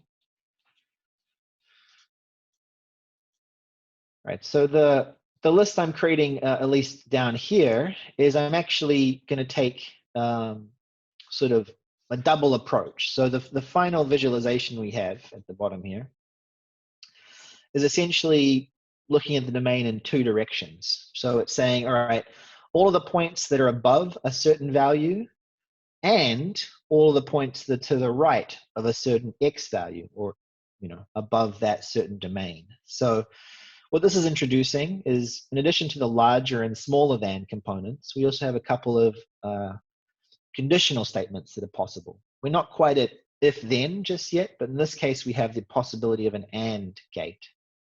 So what an AND gate is, and to find these, they're up under the math command, just below the equality, similarity, etc. What this is telling us is when the X component, or the X value of these points, is above 61, and the Y value of these points is above 45, that equals true. Right? So in this case, it's not just a single number we're testing for, it's both the X and the Y components of the position of the point, which allows us to define sort of a quadrant in this field, as opposed to just a vertical division between the two. So in this case, this is still giving us a list of results, right? It's still a true-false map, but it's going to be slightly different than our original because it's taking into account the X and Y coordinates here. So we'll only get a true in this case if both A and B are true. If either of these are false, we'll get a false as a result here. So same thing, we're using the dispatch component to take our original list of 320 points and give it 320 true false values, which give us a list of points that are considered true, which are the numbers are both greater than this, and the list is considered false, which is everything else to the bottom and left of those points. In this case, what I'm doing to add the color spectrum we see here is I'm taking the list of points we have, X points, and I'm going to do a little bit of sorting, because you can see here, obviously, the colors go consistently from red through magenta and blue, etc. If this was a random list of points, we wouldn't expect the colors to be applied in a sort of sequence here. So we're going to sort the points. And this is using the sort list command. So the sort list command I've demoed briefly in the slides, but what it does, it's up here under the sets command. It takes a list of numerical keys and then also any other list. This is one of the components where if you were to zoom in, you can actually add further inputs for the sorting to take place. Conceptually, what's happening is I'm taking the point, I'm extracting the Y component from it, and you can see here that the Y component, or the Y value, is in no particular order, right? 11, 92, 15, 57, etc. Once I sort the list, we would expect these values to now be sequenced, right? From lowest at the 0th item, all the way up to the highest Y value at the 252nd item. So the keys are being sorted. The key thing here is that we're taking the points and we're sorting them synchronously. This means that the order of the points will now match the order of the Y coordinate. So we're using the Y coordinate to sort the points as an input. And then from that, we're going to create a little sort of mechanism for adding color to our objects. The output of the values A here is a list of points. So here's our list of 253 or so points. We want to use the point display component, but what we're going to need here is a color for every point, as opposed to in our first example, we're assigning a single color for all the points. So in this case, where we have 253 points, we'll also need 253 colors. And to create that list of colors, we're using a preview component or gradient component.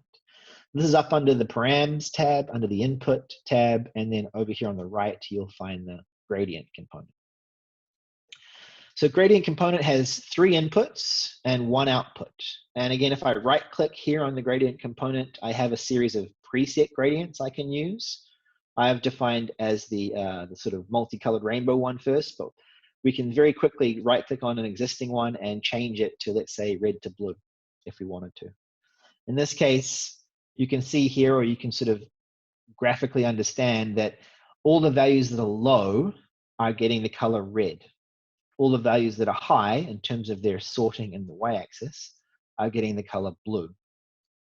To achieve this, we need to define a lower limit, an upper limit, and a number. And the lower limit essentially is saying all the lowest values are going to map to red. All the high values, upper limit, is going to map to blue. And then the parameter, which is the actual value, which is our sorted value here, are going to be the list of inputs to define the color. So you can imagine the lowest number here, 0.12153, is going to be somewhere in the red zone. The highest number here, 99.975, will be assigned a blue value. And that allows us to generate a list of colors, and colors here are defined as an RGB, that matches our original list of points. So in this case, we had a large list of points. We needed a list of colors. To create that list, we used the gradient mapper and defined a parameter for each point. Any questions on that process? Or at all about the domain searches, etc.?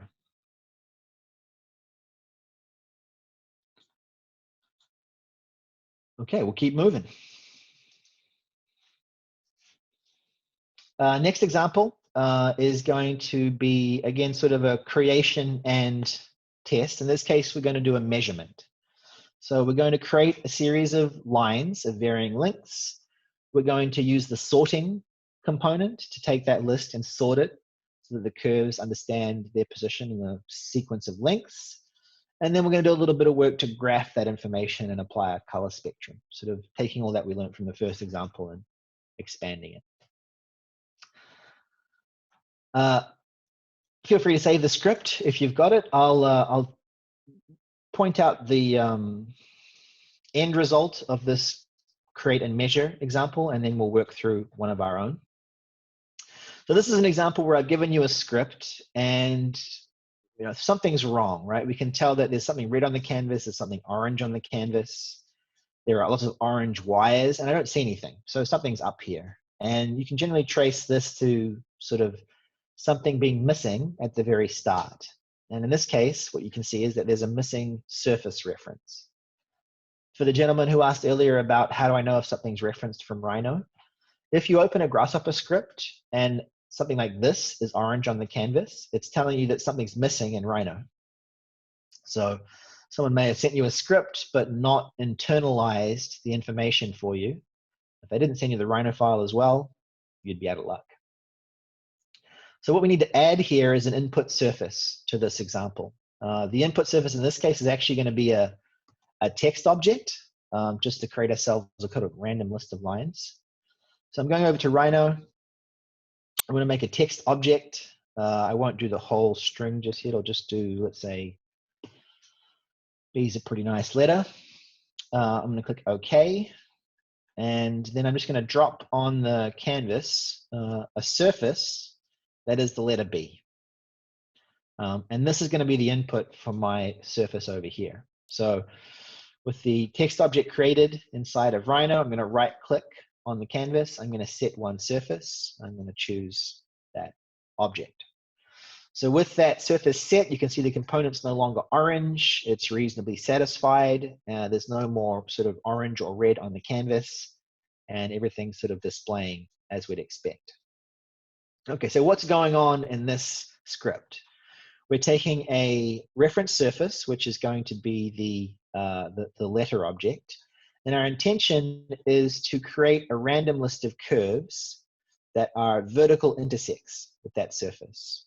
So whatever surface we put in, we should be able to get the same sort of output here. How are we going about it?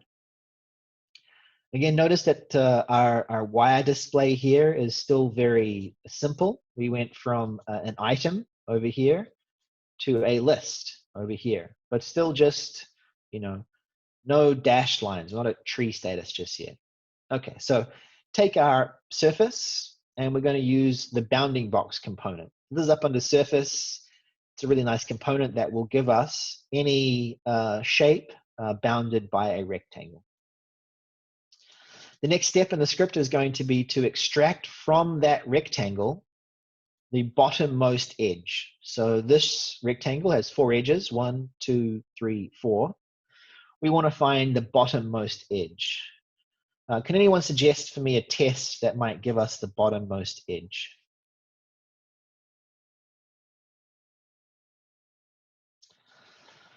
I'm going to cheat and it's on screen already. So if we were to take the edge curves of this rectangle, and again, when we explode the rectangle, we get a number of outputs. We could get the face of the rectangle, which is the surface. We could get the edges of the rectangle, which is a list of curves, again, 0, 1, 2, 3. Or we could actually extract the vertices of the rectangle, which is again another list, but this is a list of points, 0, 1, 2, 3, 4. If I want to find out which is the bottom edge, what I'm going to do is I'm going to put a point on that curve. So this is called a point on curve component. It's up here under the curve analysis tools, point on curve. And it essentially lets you put a point, you know, at the quarter point, the midpoint, the third point, 3/4 along, or at any point along, right? I can drag this slider anywhere I like, and you can see that it's putting points on those curves. The reason I'm putting a point on a curve is so that I can again extract some information from that node. And what I'm going to extract from that node is the y component, just like we did before. So in this case, from these 4 curves, the curve that's at the bottom is going to be the y component with the lowest value.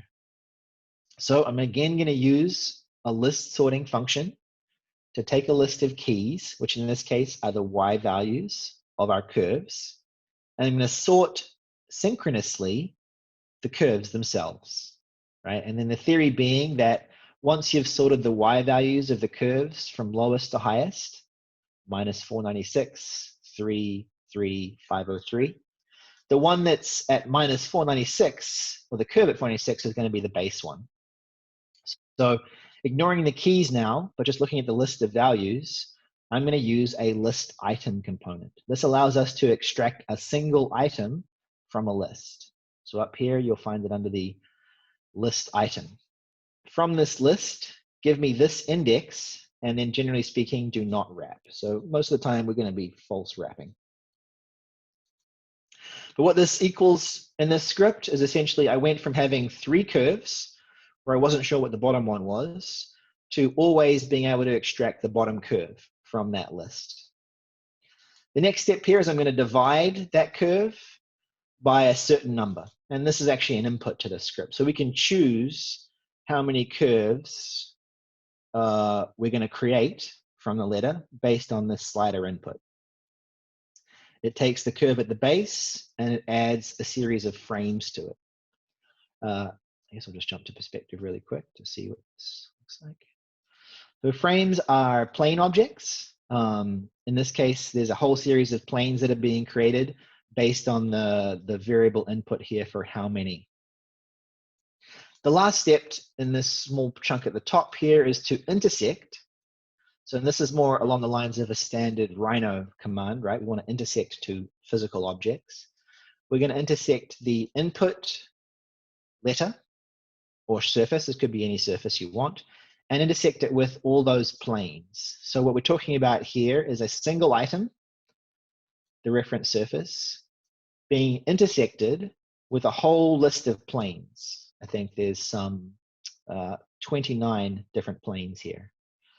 So it takes an input of a brep, an input of plane, and it outputs a whole list of curves. So these are the intersects of our planes with that surface.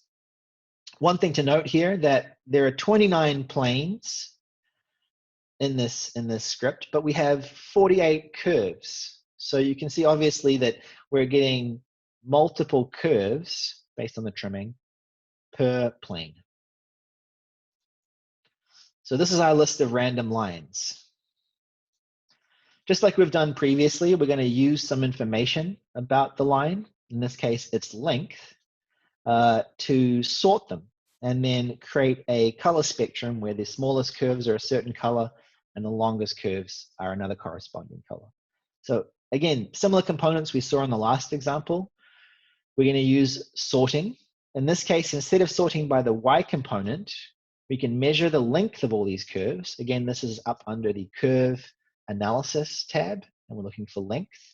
If I was looking for it here, I think I could type in length and it would find it for me. Yeah, there we go. Measures a curve, gives us a length, sort the curves by that length, and I'm also going to sort the lengths here, but at the same time sort the curves. So technically, the first curve or the first item in this list should be the shortest curve in that letter. So if I was to grab value A and then zoom to it, and I'm going to use the middle mouse button zoom to, we can see that this is the curve in the bottom left of the B, which is going to be obviously the shortest curve that we've got here. So now that we understand the lengths of our curves and we've sorted them so that the curves now match the length, we can again use our very trusty gradient component to first of all understand what the smallest length is, in this case 199.7. And I'm doing this by using a bounds command. This is quite useful. So under the math, we can construct domains like we did previously. We can also extract a domain from a list of numbers. This is called the bounds command. So from the list of numbers here that we sorted, what is the min and max? And eventually we're getting our 199 to 1000. So construct a domain, push it in so that our lowest value here is going to be 199. Our highest value is 1000. Adding this to our gradient component. So the parameter here is the length of the curve.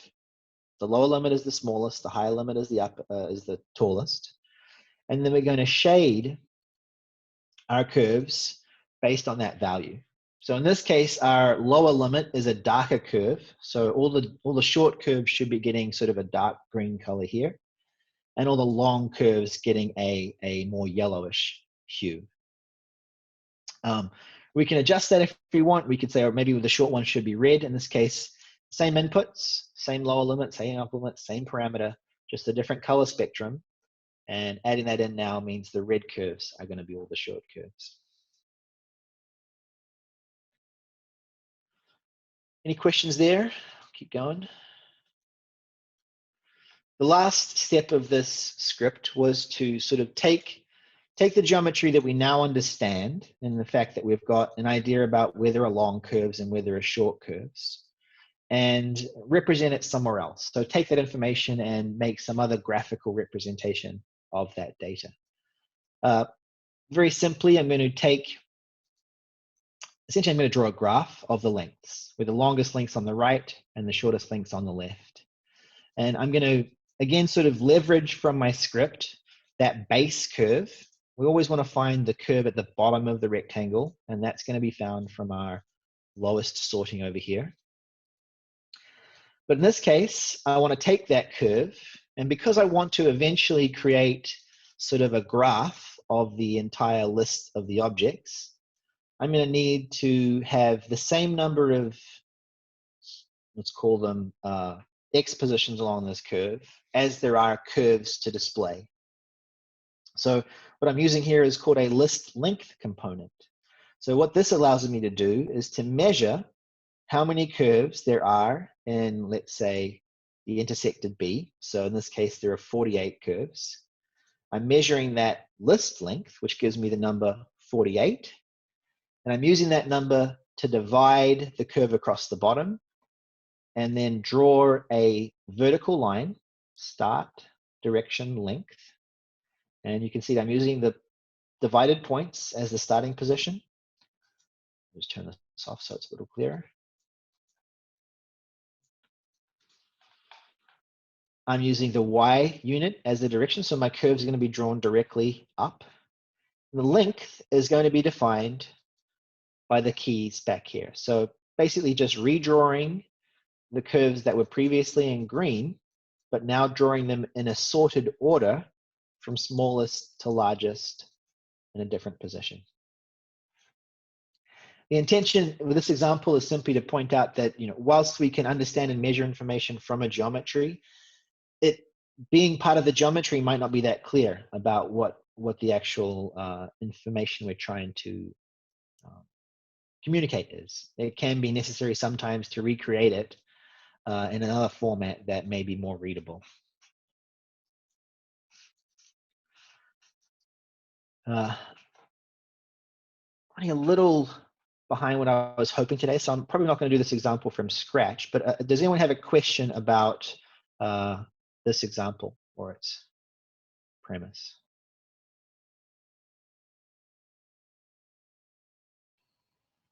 What would be an easy way to do this on multiple surfaces? Like if you had a word you wanted to do instead of just a single letter?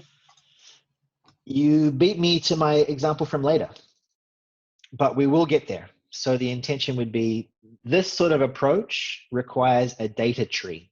So it's a slightly different sort of structural setup in the script. You can imagine with multiple letters, we would want the sorting to be done for each letter, if that makes sense. I won't do it now because we're going to get to it eventually, but good question. I was hoping that would come up because it is an example I'll do later. But again, this is just a single item. I will point out how it can be done for multiple items.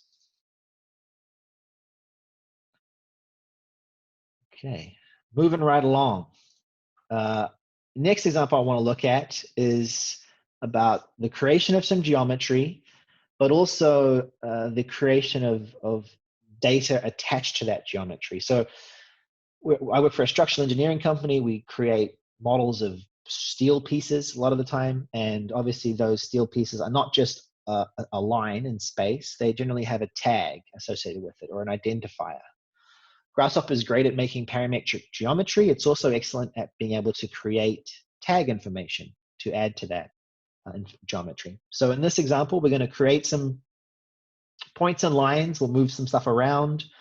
We'll draw some truss frames, and then we'll actually create some tags for those trusses. And hopefully we'll get our first cluster out of this example. Okay, I think this is going to be the test.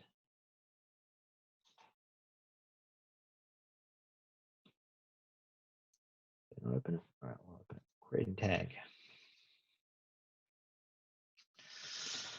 Okay, so I'm just going to hide that B that I had created before. Just type in hide. So what we're looking at here in 3 dimensions is, we'll call it a truss geometry. Essentially, it's a series of curves with verticals and diagonals. There's obviously differences between the verticals and the diagonals because they have different names on them. So again, I'll just quickly walk through the script. Many of it's similar to stuff that we've made already today. So the first thing I'm doing here is I'm going to create a point. And I may just turn off the end results of this script so we can start sort of from scratch. So the first step I'm doing here is I'm creating a point at 0, 0. I'm not changing any of these inputs here. I'm then going to draw a curve, a line SDL in some direction. In this case, it's going off in the X direction by a variable length of 4,000 millimeters. It's about 4 meters. I preview this. You can see this is the line that we just drew out in the X direction. The next step here is, again, that curve division that I pointed out in the last script. So this is up under curve, division, and you can do points, but frames are probably more useful for us here. And I have an input of how many frames it should create. So when I preview this, you can see they're a bit small, maybe make them a bit bigger. Those are the frames that are placed evenly along that curve. From the frames, I'm going to extract some information. So a frame is a plane, and what we have here is the Deconstruct Plane command. So deconstructing a plane is very similar to a point. You get the constituent parts to that plane. In this case, it's the origin point of the plane, as well as the axes that make up that plane. And this is the first time I'm using the vector display component. This is up under display, vector display. What it wants is an origin point and then a vector to display. And what I'm just double checking here is that I'm capturing the upwards vector from these planes, because I'm going to use that vector to move geometry. So take a curve, divide it, extract the vertical vector from it, and get the points. Now, another really nice display component I'm pointing out here is called the points, the point list. It's in the same place up under display, vector, point list. This is going to start to help us understand the order of objects we see on the screen. So previously, when we were looking at lists in panels, right, like this, if we put a panel down, throw our points, we know the zeroth is the first item, but where is it on the screen? And by using the point display component, we can change the size here. We start to understand that the 0 point is down there, 1, 2, 3, 4, etc. Right? That's going to be really useful to us when we start trying to draw all the pieces between the truss that we're about to sketch.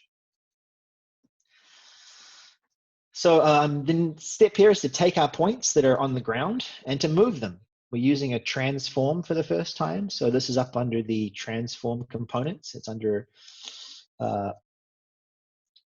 move in this case. So translate an object along a vector. In this case, you can see I've got a list of 4 points that are going to be moved, but I only have one vector, which means that that one vector is going to move all the points the same way, basically, in this case. So if we preview this, we can see now that we've got some points up in space. And again, this isn't something else that I'm controlling via a slider. So I can have the truss be taller or smaller based on the amount of vertical transformation I'm giving it. And again, I'm going to use the point display component to point out that when we move geometry up in space, we don't change the order, right? 0 is still 0, 1 is still 1, 2 is still 2, etc. Our goal with this demonstration is to draw all these pieces, right? So you can understand that were we to try and sketch these things, it may get a little tricky because they're not all facing the same direction. They don't all go the same way. This is when some sort of list work is going to come in real handy. So this first portion was just us creating points. Draw a curve, divide it, move points up in space. And what we have now is points on the top and points on the bottom. Obviously, it's going to be very easy for us to draw the vertical objects, right? We just have to draw a curve from the bottom to the top. And there's our list of curves. We've got 5 points on the bottom. We've got 5 points on the top. We get 5 curves as an output. If you want to draw the curve across the top, the one that goes between 0, 1, 2, 3, 4, what we're going to use is a polyline component. So a polyline is up here under the curves, spline, polyline. Polyline has straight segments between nodes. And what it wants as an input is a list of vertices. And you can also specify whether it to be closed or not. For a single line with no kinks, the closed doesn't quite make sense. But the result of a list of vertices into a polyline will give us the curve being drawn from 0, 1, 2, 3, 4, right? The exact same thing across the bottom. We're going to use the same process, just drawing a curve from 0, 1, 2, 3, 4. That's all very simple. However, the chunk in the middle, the red stuff, is what I want you guys to give some thought to. So we've got 2 lists of points, 0, 1, 2, 3, 4, 0, 1, 2, 3, 4. It's very easy to draw from 0 to 0, 1 to 1, 2 to 2, etc. But how would we do this sort of condition where we're drawing diagonally? Well, you can see clearly that in this case, what it wants me to do is draw from point 0 to point 1, right? As opposed to drawing from point 0 to 0. If I wanted this diagonal, I would want to draw to point 1. And same thing over here, from point 1 to point 2. Looking on the right side, we've got point 3 to point 2 and point 4 to point 3. So it's a little complicated, but what I'm hoping it's going to introduce you to is to the shift list component. So shift list is essentially taking a list 0, 1, 2, 3, 4 and moving it 1 across. So that was what was previously 0 is now 1, et cetera, et cetera. So just to clarify what I'm talking about here, if we turn off our original point display, point list,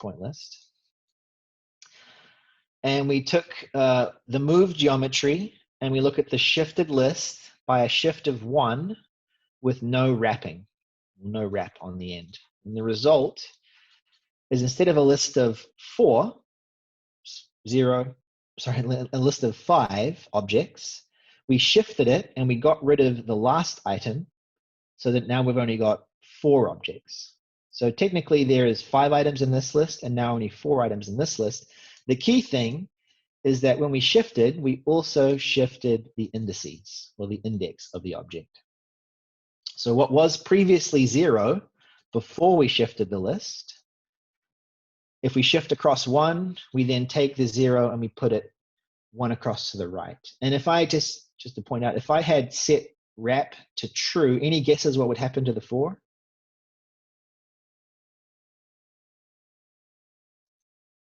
It appears at the start. So wrapping is essentially taking an item off the end of the list and bringing it back around to the beginning of a list. So if I do not wrap, I no longer have that item come back around to this side. So shifting, you can see, is a very quick way for us to draw all of the diagonals in one direction, right? We just shift the list across, redraw the same curves, and we get a new list of lines. So what I've done basically for this truss is I've drawn all the verticals, all the webs I might need depending on truss geometry. I mean, the example I'm showing here is one way to have a truss. There are many different types of truss, and the direction of these can change, and there can be X's, etc. So what I've done here is I've drawn all the curves I might need, and then I'm going to use some list editing to get the things I really want, right? So I've been a little bit lazy here by sketching everything as opposed to figuring out the whole 0 to 1, 1 to 2, 2 to 3, etc. And then what I'm going to do is I'm going to cull the list of objects that I don't need. So to do that, here's our list. If I was to look really closely, someone might be able to see it here. This is my diagonal. This is my diagonal. This is my diagonal. This is my diagonal. And what's happening at the end here? It's for some reason drawn a vertical, right? This is an instance where the list of points on the bottom, those 5 points, when you shift the list and you don't wrap it around, it's going to try and draw the last to the original point. So basically what I'm saying here is in this list, this vertical is unnecessary. And what I can do is I can cull that item as long as I know where it is in the list. So we've done a lot of list creation today, creating lists, sorting lists. You can also remove from lists reasonably easily. So in this case, what I want to do is I want to cull a certain item from the list. How do I know which one it is? Well, in this case, if I click on, I can see that the 0 item is this diagonal curve, which means the 1 is probably here, the 2, the 3. So it's really the last item in the list that I want to get rid of. And when you cull an index, what you want to know is which index to remove. So from this list of 4 curves, which one do I not want? You can kind of tell by the length here that it's shorter. It's probably the one at the end. To do this in sort of an intelligent way, I'm going to use the list length component. If I want to remove the last item from a list, what that really means is I need to get the 4th indice each time. By taking the list length, I get the value 5, so it knows there's 5 items. And what I've done here on this component, I'll introduce you to now, is add an expression to the component. So most components won't have this little asterisk here. Obviously, in this case, we've just got index. If I was to right-click and then set an expression, let's say in this case, what I want to do is I want the X item -1, for example. So whatever I input, -1. It'll then give me this little asterisk here. So what this is doing is saying, when I see the list length is 5, what I want you to do is actually remove X -1, which is the 4th indice, which is guaranteed to remove the last item from the list, in this case for me. So all of that is to give me a list that does not include that last vertical over here, right? So this is now just the webs I'm interested in. Not quite there yet though, right? I've still got to decide that I only want half of them from this direction and half of them from the other direction. Again, I was a little lazy to begin with. I decided I'm going to draw everything and then remove the things I don't need. So how might I take this list and split it up so that I'm only grabbing sort of 2 on this side and 2 from the other side? Here are all the curves in one direction. Here are all the curves in another direction. This is me removing the end curve. And now what I'm going to use is a split list component. So again, up under the list utilities, split list will separate a single list into 2 parts. So we did this previously with a dispatch pattern. We used a true-false pattern to get rid of a list on one side being true values, the list on the other side being false. Split list doesn't care about a Boolean condition. It just wants to know where to split at indices. So for me, that literally means I want the first 2 curves on one side, and I don't want the other 2 curves. So these are unused in this case. And I also want the last 2 curves from the other side. And I'm using here a merge component. This allows us to take 2 different lists and turn them into one. So a list of 2 items plus a list of 2 items is going to give us a list of 4 lines. So again, just generating geometry, as much geometry as I need, and then using list editing to remove the things I don't. And I'm doing this in an intelligent fashion because the intention here is as a parametric truss. So were I to change the length of the truss, or were I to change the number of divisions of the truss, all of my logic for selection of the things I want, etc., should keep working, right? So if I said, you know what, there should be more divisions for this truss.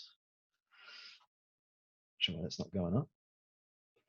You notice that I'm still getting only the diagonals on one side and only diagonals on the other side, because all this logic I've built for removing the last frame and then only selecting the ones either side will continue to apply. And the key here is that the splitting index is a function of the number of divisions.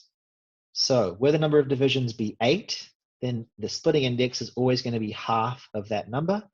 Take the input 8, divide by 2, there's my splitting index. So I've made the splitting of the list conditional on how many divisions there are. Any questions there?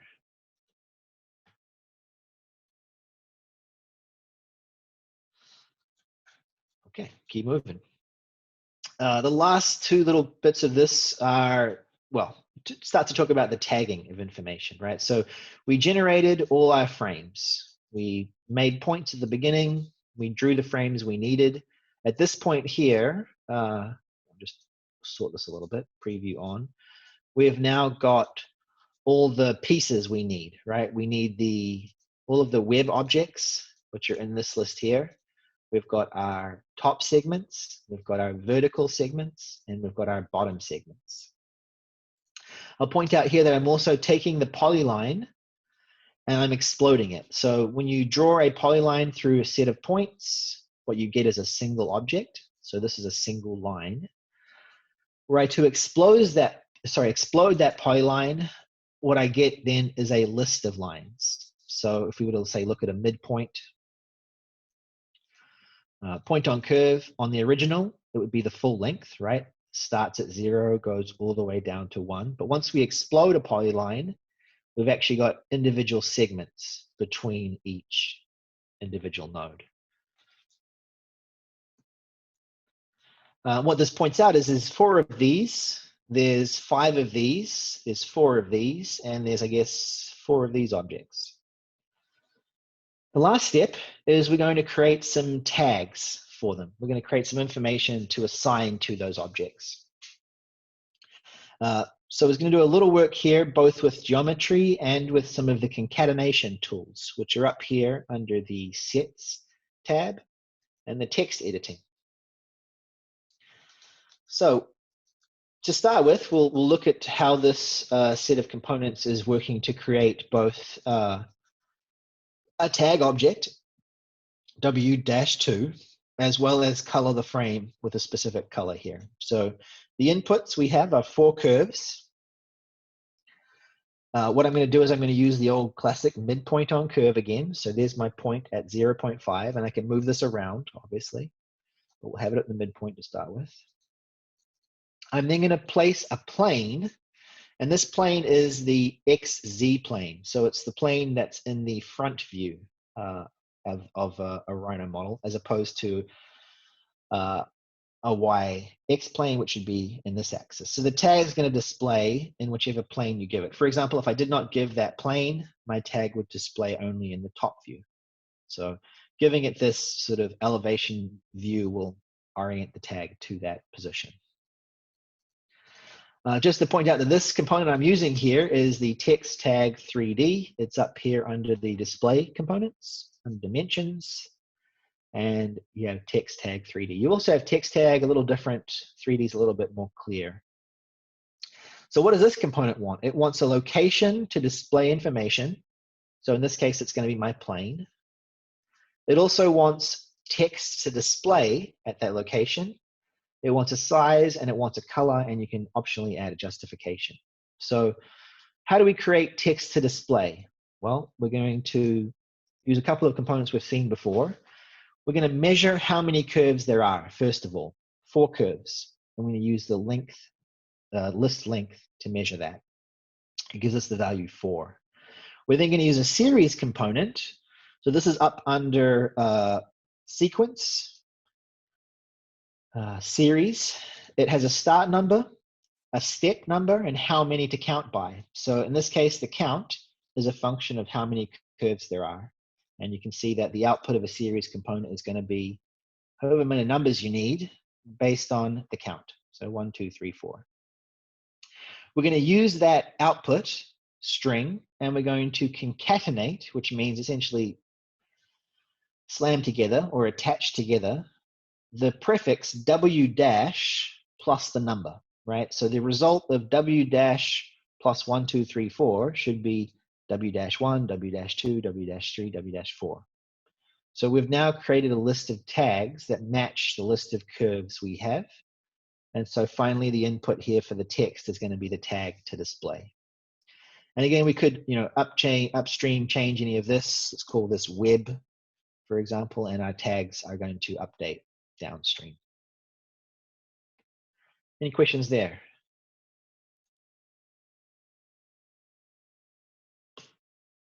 Okay, so you might look at this. We've got a couple of other options here. So one of the plugins that I provide with you guys today is called the Human Toolbox. And essentially, this is a lot of creation and display of Rhino objects. It has a nice tool called Custom Preview Line Weights, which lets you change the thickness of the line that you're displaying, whereas the original just gives you a single 0 thickness line. That's the only difference here between these two components. But you'll notice that we've got a bunch of other things to tag, right? We've got top chords, bottom chords. We want to have information or at least associated IDs for all of these objects. And as you might have seen previously, this is an instance where you do not want to repeat yourself. I could very well, copy paste this whole thing and simply add the new curves into it. I'm going to Control Z back. But this is an excellent instance where a cluster becomes rather useful. This is a cluster, and it represents the same set of components we see above, just organized into sort of a small box. Once a cluster has been created, you can right-click and edit it. But let's make one first of all from our components, and then talk about editing of clusters. Okay, so the inputs we want here are probably going to need to be, we're going to change the prefix, right? We're going to have a different prefix for each of these, so that's an input. The list of curves is going to be an input, and we probably want a different color for each, right? So the color is going to be an input. With 3 inputs decided upon, I'm going to come up to the Params tab. Under Utilities, you have cluster input and cluster output. So these two will need to be on the canvas before you can create a cluster. So I said I had 3 inputs. I'm going to copy paste and copy paste. And in this case, there are actually no outputs because all of my component is about sort of displaying information. So if I had something to pass through a cluster, I would simply have another output on the end here. But without anything to actually pass through here, all I really need to do is to start connecting my cluster inputs to the things that need to have added. So I need the shader to be an input, as is this color. We're going to want the curve to be an input. So basically, that is going to be an input. And then finally, what was the last one? Material. Material. Oh, the actual text. I apologize. So this text object needs to be an input as well. So 3 inputs added. Obviously, my script is a little bit broken here, but once you've got your inputs plugged in, you can select all of the objects, including the inputs. If I use the middle mouse button, I should see this little box, and this enables me to add a cluster. So what's happened is that portion of script has been packaged up into this little cluster, and we now have options for material, curve, and text fragment. So in this case, the curves were back here, right? These were the curves we were going to tag. The material, I think, was Swatch red. We'll just put red in here. And then the fragment that's the webs, right? So W dash was my input. So with those 3 inputs back into the cluster, we should get all of our tags and information back. Oh, one last thing here. Everything looks pretty good. I've got a light gray cluster here, but one thing with clusters is you have to actually, if the intention is to display from inside the cluster, you need to preview the actual cluster itself. If I right-click and say Edit Cluster, I'm now taken inside the cluster, and you can see it's basically the exact same thing I had before. The canvas is blue, which tells me I'm in a cluster. Anything that's turned on in terms of light gray here will shine through the preview cluster component. You can make changes to this if you like. I don't actually need some of the stuff in here anymore. I could, if I wanted to, maybe have the size of text be an input as well, if I wanted. But let's just right-click, save and close, and go back. So with a cluster created now for what we're calling, tag on frame, I can then copy-paste that and essentially just plug in a new set of curves, a new prefix, and a different color.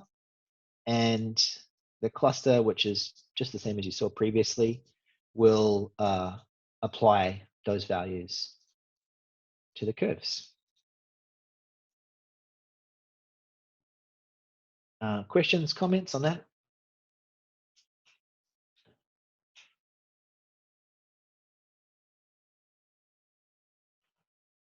All right, we'll keep moving here.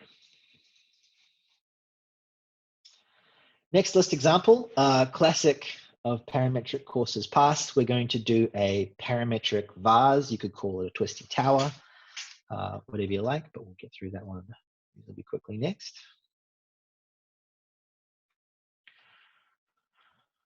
Okay.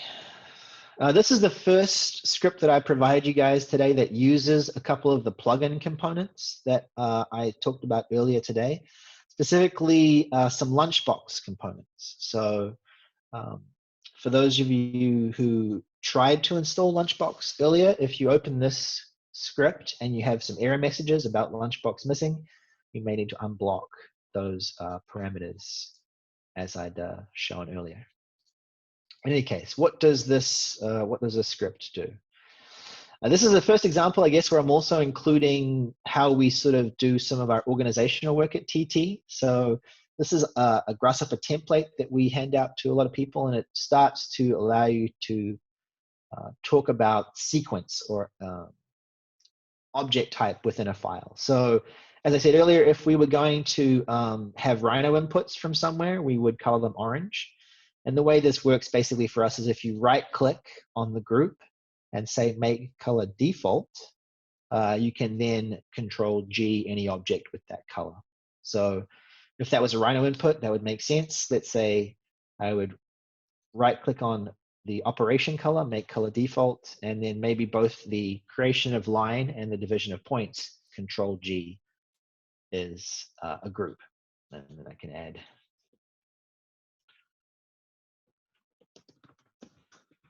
name to it, right? And so this helps us start to read scripts from a distance. It helps us to understand what's useful and important. So through this in here, feel free to use at your leisure.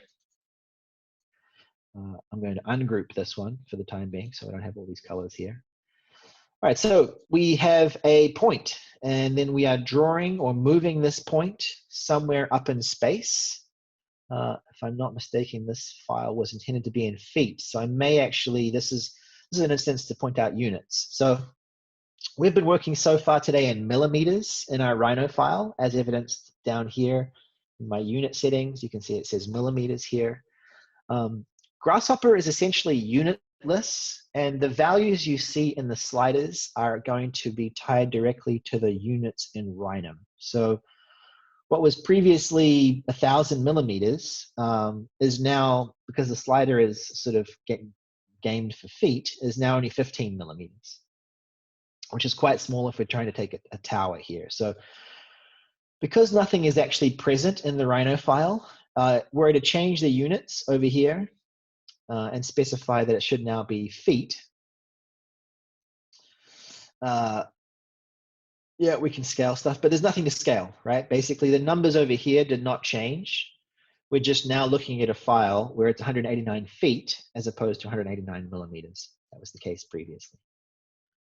Okay, so this script makes a point at 0. It moves it up in space by a certain number, which you can change. It then creates a line between those 2 points. So again, I can make this shorter or taller. What I might do is just disable all this.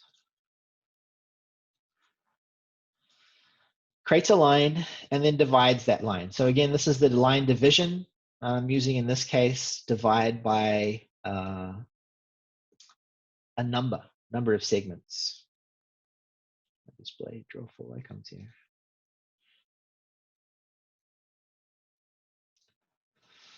Okay. So take a curve, divide by a count. And in this case, I've actually made this relational as well. We'll talk about why in a second. So what I get then is a series of points along my curve. So that's the first little chunk of script. And let's talk about why I've got the number of divisions relational to the height. So the height is currently 277 feet. You could think of this as a tower where I was trying to put floors in, right? How do I know how many numbers of floors I should have for a tower that's 277 feet? Well, the quick way to do it would be to take the total tower height, to divide it by a desired floor-to-floor height, and take the number and use that as the number of divisions, right? So that's what I've done. I've taken the total height of the tower, which is 277, divided it by another variable, which is 15. Let's call it 15 feet floor-to-floor. I get a number with a bunch of decimals on it here, which is not really that useful to me because I'm looking for a whole number as a count. And then I'm going to use a rounding component. So over here under the Math tab on the far right, utilities, you can take any number and round it, removing all the decimals to either the nearest floor or the nearest ceiling. So I'm using the nearest value here to divide that curve. And you would expect then, is if my floor-to-floor height changed, you'd get less divisions, right? Bigger floor-to-floor height, less divisions. If the tower increases, you still want the same number of floors, right? So this is why we're making it relational. A change to the total height should equal a change to the number of divisions. Almost always you want to be trying to work with this sort of mindset where one slider is helping to drive other sliders through, subtle tweaks of math or division. Okay, so it looks like nothing's happening after this point, right? Where did all my wires go? Over here. Again, this is a case where if you select objects, you can tell that these have hidden wires. So I can't quite tell from this end it's hidden, but if I went down to its corresponding component, you can see what these radio buttons are referring to, is that I have a wire, I'm just a hidden wire, as opposed to faint, or as opposed to default. So again, this is just an organizational feature. Okay, we're still working with lists here, and I'm going to introduce the graph mapper to you guys. So this is an interesting way to manipulate a series of values based on just graphing, basically. I've got a series of points, which are my kind of vertical points here. I'm going to create a circle. I'm going to use the z-axis as the vertical for that circle. But how do I define the radius of this circle? What I'm going to do is I'm going to use the graph mapper here to take the parameters along the curve. And just to be clear what a parameter along a curve is, if this curve started at 0 and went to 1, the parameter is the position along the curve between 0 and 1. So you can see that when you divide this curve, you get a whole list of parameters. The first one's 0, which means the first point here. A point at 0.05 parameter equals this point here, et cetera, all the way through to 1 at the top. So I'm going to take that list of values and I'm going to remap it. I'm going to remap it by passing it through the graph mapper here. The graph mapper allows us to basically select any sort of condition that we want to apply to this value. So you can imagine what we're essentially getting is a series of vertical bars that are describing the radius of each of these based on its position in the graph. So if we went low on one side, the top of the tower is going to get very skinny. We go high on the other, the bottom of the tower is going to get very tall. We can even add more waves to it and get really, really sort of funky shapes. So the graph mapper is essentially a way of taking a list of values and applying a function to it graphically, as opposed to, let's say, an actual equation. I will say that there are a whole bunch of different types of graph you can use. So this is the sine graph we're looking at, but you could have a linear interpolation here. And this is not going to be quite as curvy a tower, but you can see that we are, again, just taking a list of values, remapping it through this component, and then I'm actually doing a little bit of work to scale on the outside. So maybe the value that comes out is a little bit too small, right? I think I do a multiplication here, yes. So take the value and multiply it up so it's actually useful. Let's jump back over to the sine wave sort of approach here. Make this a little taller, but skinny in the middle. Okay, so that enables us to have sort of a parametric means of changing the radius of all of these circles. We just take this list of numbers, remap it through a parameter, and have a list of radii.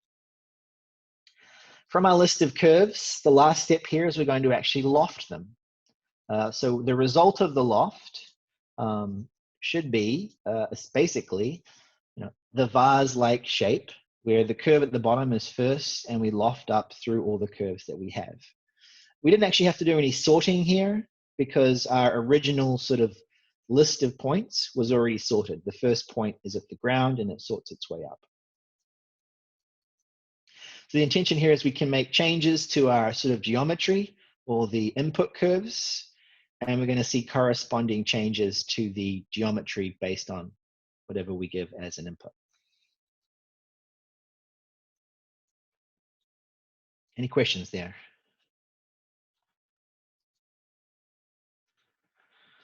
Okay, a lot of what I've working with architects in Grasshopper, there's a lot of panelization that goes on, taking surfaces, curvy surfaces from Rhino, and then trying to figure out how you would make it in the real world, which usually involves subdividing it down into a smaller piece. And this is where the Lunchbox tools come in really, really handy. So developed by a guy called Nate Miller, who's got his own company now, Proving Ground. There's all sorts of means of taking a input surface and applying a set of panels to that surface.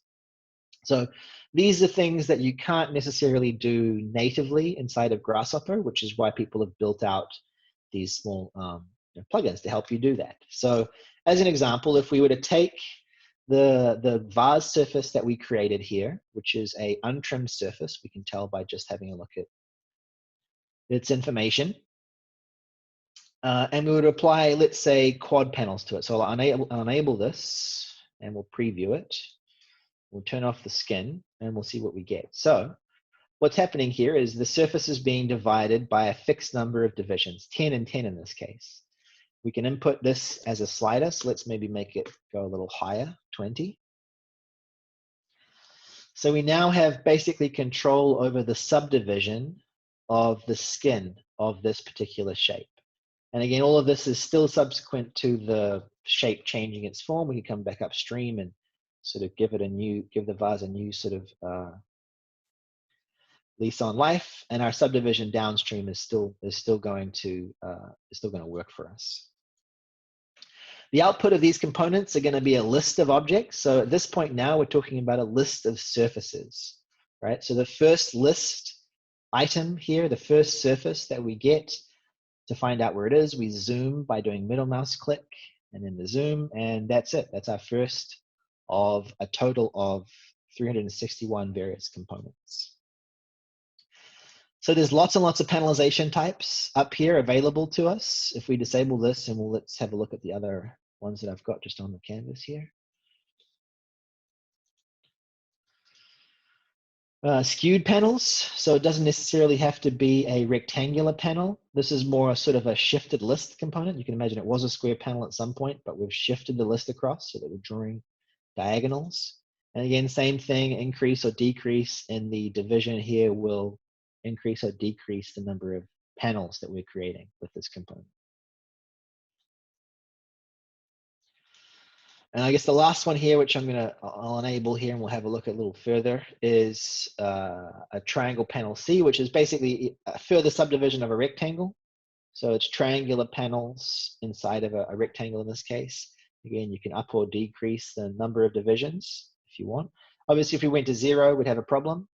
We have to have a certain number to get a closed geometry. I think the minimum here is probably 3. Yeah. Get a very triangular tower. Increase resolution by adding more panels to it.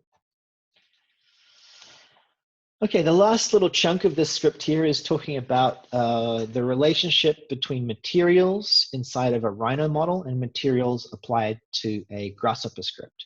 So in the examples previously, I've shown you sort of creation of color spectrums, creation of means of adding color to objects using the custom preview component. However, you can actually leverage materials directly from the Rhino model to apply graphics inside of the Grasshopper environment. So to illustrate what I mean there, what I'm going to do is I'll turn off all the things sort of upstream, in this case, that we don't need. And I'll turn on these two small chunks. So what we're going to build from our panels here is we're going to take the panel and we're going to extrude it a small thickness. The intention here is to make something like glass, right? So take my 0 thickness Rhino panel, which is basically just a surface. I want you to put a point on that panel at parameter 0.5, 0.5. So basically what that means is put a point in the center of every panel. Okay, well, so the plane display is a little bit big here for this orientation. Let's just jump down to 10. Maybe even build smaller, 2. And you can see that now I'm putting a single point in the middle of every triangular panel. And you'll notice that obviously because these triangular panels are at slightly different angles, the normal to that panel is slightly different for each one. I'm going to extract the normal from those panels.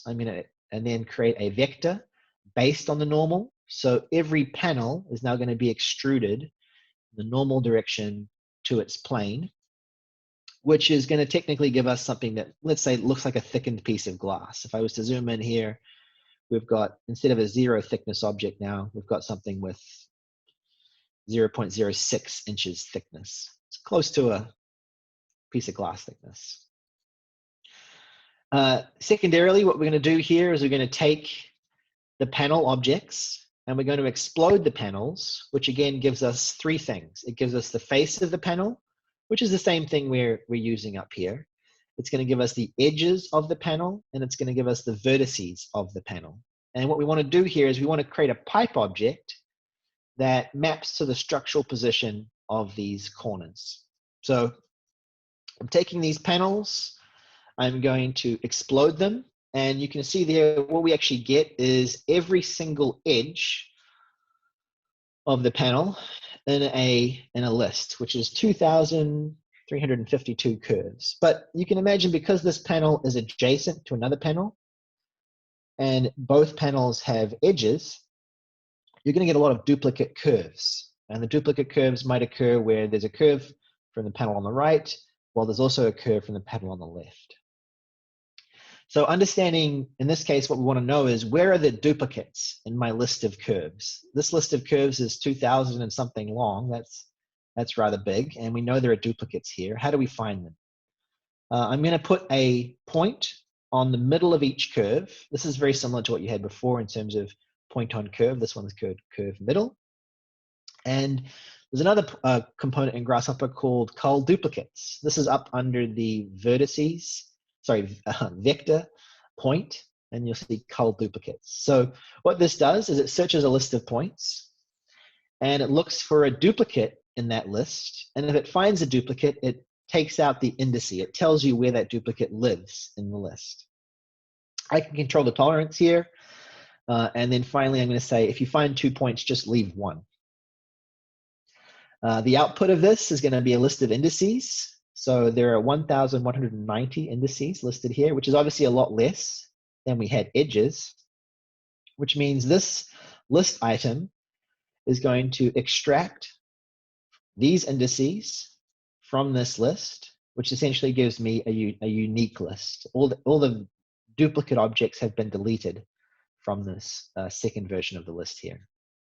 And I'm only doing this really to sort of make sure that I don't have duplicate pipes. So the last step here is I'm taking my line objects that make up the shape. I'm then going to add a pipe to it. This is a surface object. So up under surface, freeform, pipe. And I'm just going to simply give it a radius, and I'm going to tell it to cap with we could flat end to this one. Although it does up the runtime there. Just to point out, by the way, this little icon here, so it's relevant to everybody, I think. You'll notice that when I specified that I wanted the pipe to have a flat end, this jumped up from 8% to 38%. What this is called is the profiler. It's turned on in my script because up under display, canvas widgets, I've got profiler turned on. You'll also notice message balloons is here, but profiler essentially tells me computationally which part of my script is taking up the most bandwidth.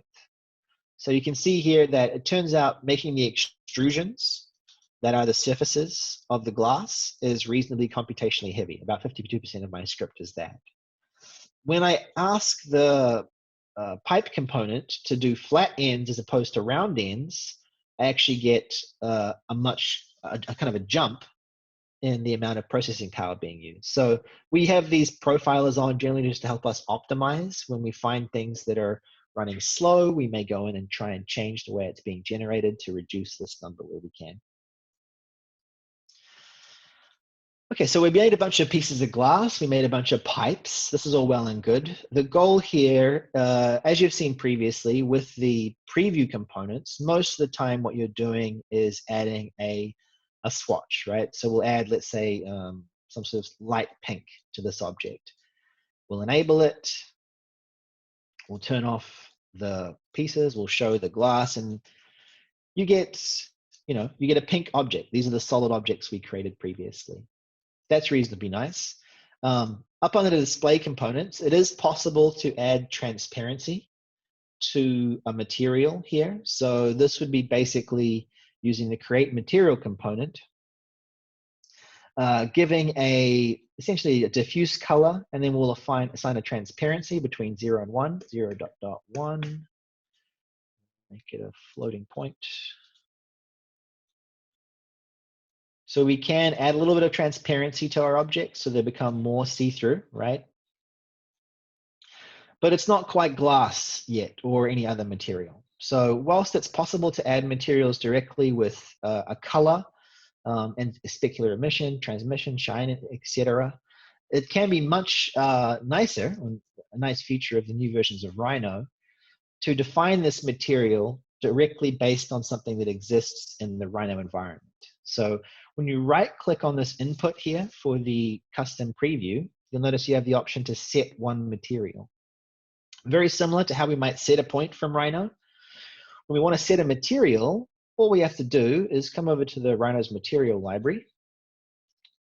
We'll import from material library. We'll find a glass that we like. Let's go with clear glass. I'm also going to bring in a metal material.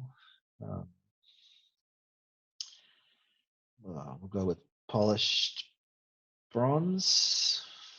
Obviously, we could choose any material we like here, but with a couple of materials loaded, if I jump back across to my Grasshopper canvas and I right-click, you'll notice that I can actually now define as a material for my Grasshopper component either of the ones that I just brought in to Rhino. So that was me right-clicking and setting glass as material. Those properties will be used when you are in the rendered mode, right? So let's just go upstream a little bit. The rendered mode, you may need to turn off previous or disable previous components, but you can see now that Grasshopper is doing a pretty good job of displaying a glass material for those panels that we created.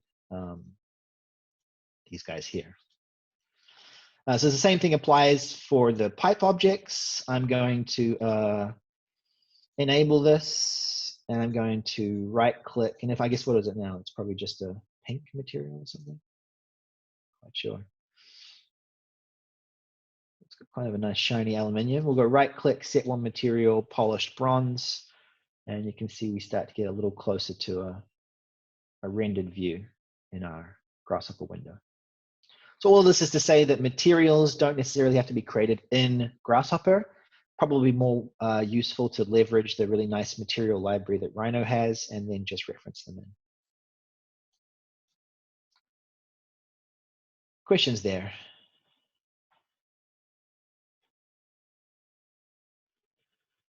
Okay, 4:48. We have not as much time as I would hoped and quite a few examples to get through. See how we go. Okay, so moving on from lists, hopefully at this point everyone's familiar with what a list is, how you can edit it, how you can remove things from it, add things to it, how you can sort a list, etc. At some point you'll get to a place in Grasshopper where you start seeing dashed lines, which means your data is now formatted in a tree. So what is a tree? Data trees come in sort of many flavors. Basically, it's points and connections between them. So we looked at a list. We have items A, B, and C. 0, 1, 2 is the index here. When we talk about a tree, we're talking about a list of lists. So essentially adding another dimension to this, expanding out left and right as opposed to just being a true vertical. So you may have object 0A, you may have object, you may have B and C in index 1, you may have D, E, and F in index 2 in a tree. So obviously the relationships between data points can be much more complicated. A similar concept, basically we're taking a list and multiplying it off in one direction. So we're adding an array of objects to our script. Conceptually, or at least graphically, what you're going to see here is once we start to work with trees, you start to see these curly brackets around numbers. And this is referring to the branch address of the tree. So when we have a list of items, usually it's just 0 branch. When we have a list of lists, you start adding indices for each new branch that is part of the tree.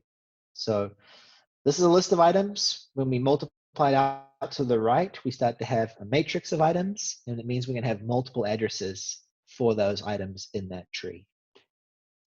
As graphically, like I said, we've been working with elements and lists so far. Once you start to see dashed lines, you know you're in tree land. This is a lovely graphic pulled from the Mode Lab Grasshopper primer. I'll probably end up sending a link to it. It's a very beautiful, great document for anybody who's starting out using Grasshopper. It does a very good job of explaining everything. But this is a sort of a graphical way of looking at the data structure of a tree, where on the right, we have something we're similar to seeing in Grasshopper, right? We've got n equals 5. That's the number of items in the list.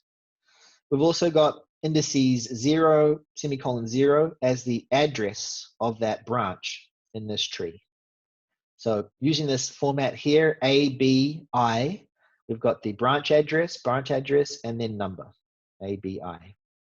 If we were to look at this in terms of this sort of weird octopus looking thing on the left, this is essentially looking at the data structure in a plan view where the first level, A, is representative of its first position in the branch here. We move out level to branch B. You can see that we've got actually 5 items in branch B, right? Which is where our 0, 1, 2, 3, 4, 5 comes in. And then finally, at the end of that branch, you've got the leaves, which is the number of items inside that branch. So we have 5 items over here at branch 0, 0, which is why our data tree looks like 0, 0, N 5.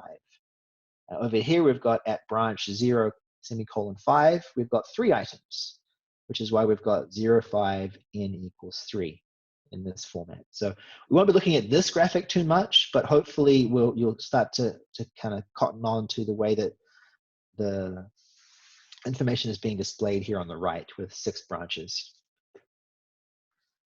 Another great way to kind of think about this is just a grid of points, right? So when we create a list with a grid of points and we were to draw from 0, 1, 2, 3, 4, 5, you can see that this sort of wraps back around, right? The 6th item is down here. 0, 1, 2, 3, 4, 5, 6, draw it up, back, draw it up, back. Once you add sort of a data tree to this, each path across the bottom is considered as a unique object. And now your indices, 1, 2, 3, 4, 5, are separated. We don't wrap back around because 0 is different than 1. If we were looking to find, let's say, the XYZ coordinates of this point over here, we would want to grab from branch 3 the 3rd index. So understanding where its path is and its index is critical. When we start to work with trees, what you'll start to notice is that you start to get this branch 0 being added at the top of your panel. So this is a list, obviously 1, 2, 3, 4 at branch 0. This is a list at branch 0, 2, and 10. In this case, because we're doing a list of 4 items to a list of 2 items, we're essentially going to take the last item in this list and duplicate it. So 1 plus 2 equals 3. 2 plus 10 equals 12. Because we've run out of items now, we're going to do 3 plus 10 equals 13. And then we're going to do 4 plus 10 equals 14. So this is an instance where we're taking the longer list and letting that drive. A list versus a grafted list. So in this case, it's the same inputs. We have 1, 2, 3, 4 in our first list, but we're taking the objects in the second list, 2 and 10, and we're grafting it. So this is when we right click and you saw there was a reverse, graph, simplify, and flatten options. When we graft a list, we take a list, which in this case has 2 items, and we then make each item its own tree branch. So what was previously 1 list with 2 items is now 2 lists with 1 item each, branch 0, 0, and branch 0, 1. when we add 1, 2, 3, 4 to two lists, we're now doing 0 versus 0, 2 versus, sorry, index 1 versus index 0, index 2 versus index 0, etc. So we get 1 plus 2, 2 plus 2, 3 plus 2, 4 plus 2. Alternatively, in the bottom list, we're now getting each of these values added to this index. Any questions there? This can be a very tricky concept, I will say, to pick up first time. Hopefully some practical examples will make it clear. Some common mistakes when you're working with trees. In this case, we want to be clear that because the lists are of different lengths, we're only going to be working with 3 and 2, 4 and 10, and then we're working with 5 and 10 and 6 and 10, right? So once one list gets too long, we're simply going to be adding off on the end of it.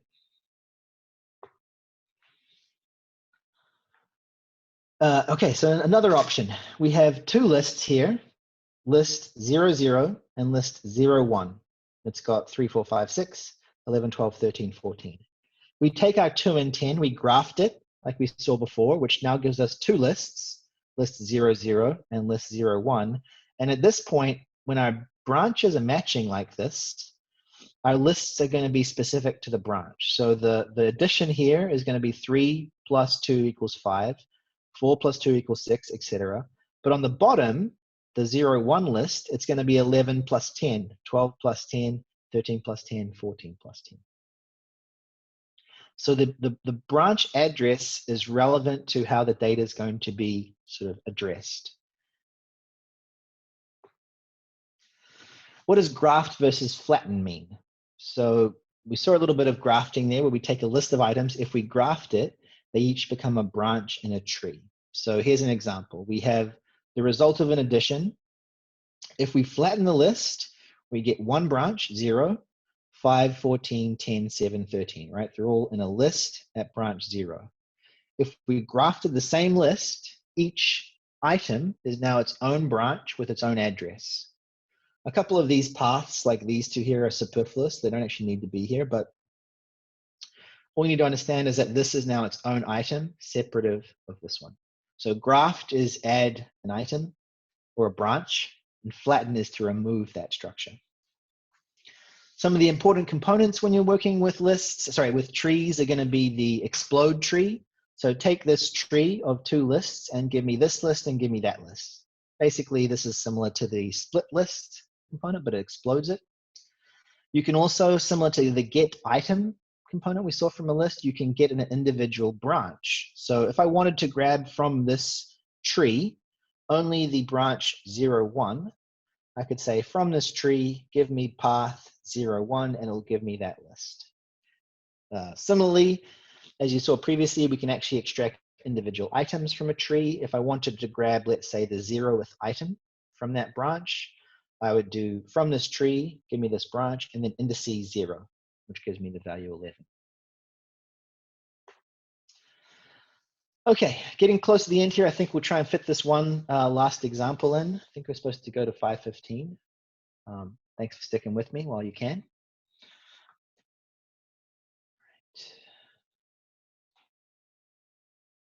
I believe this is going to be tree example.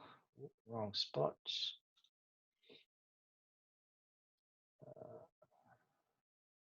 Attractor with color.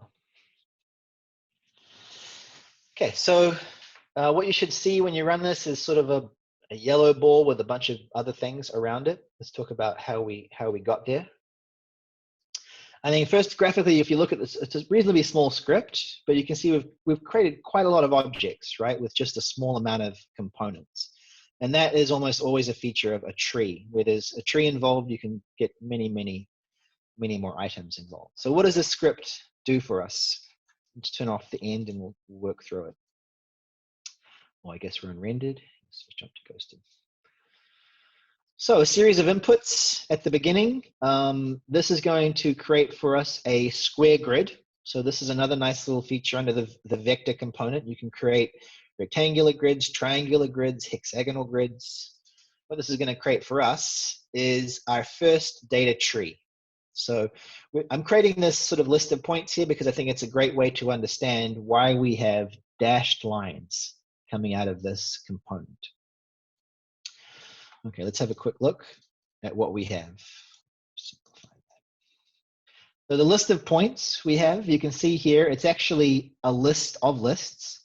So branch 0 has 20 items, branch 1 has 20, et cetera, et cetera, et cetera, which is telling me that there's a branch address here.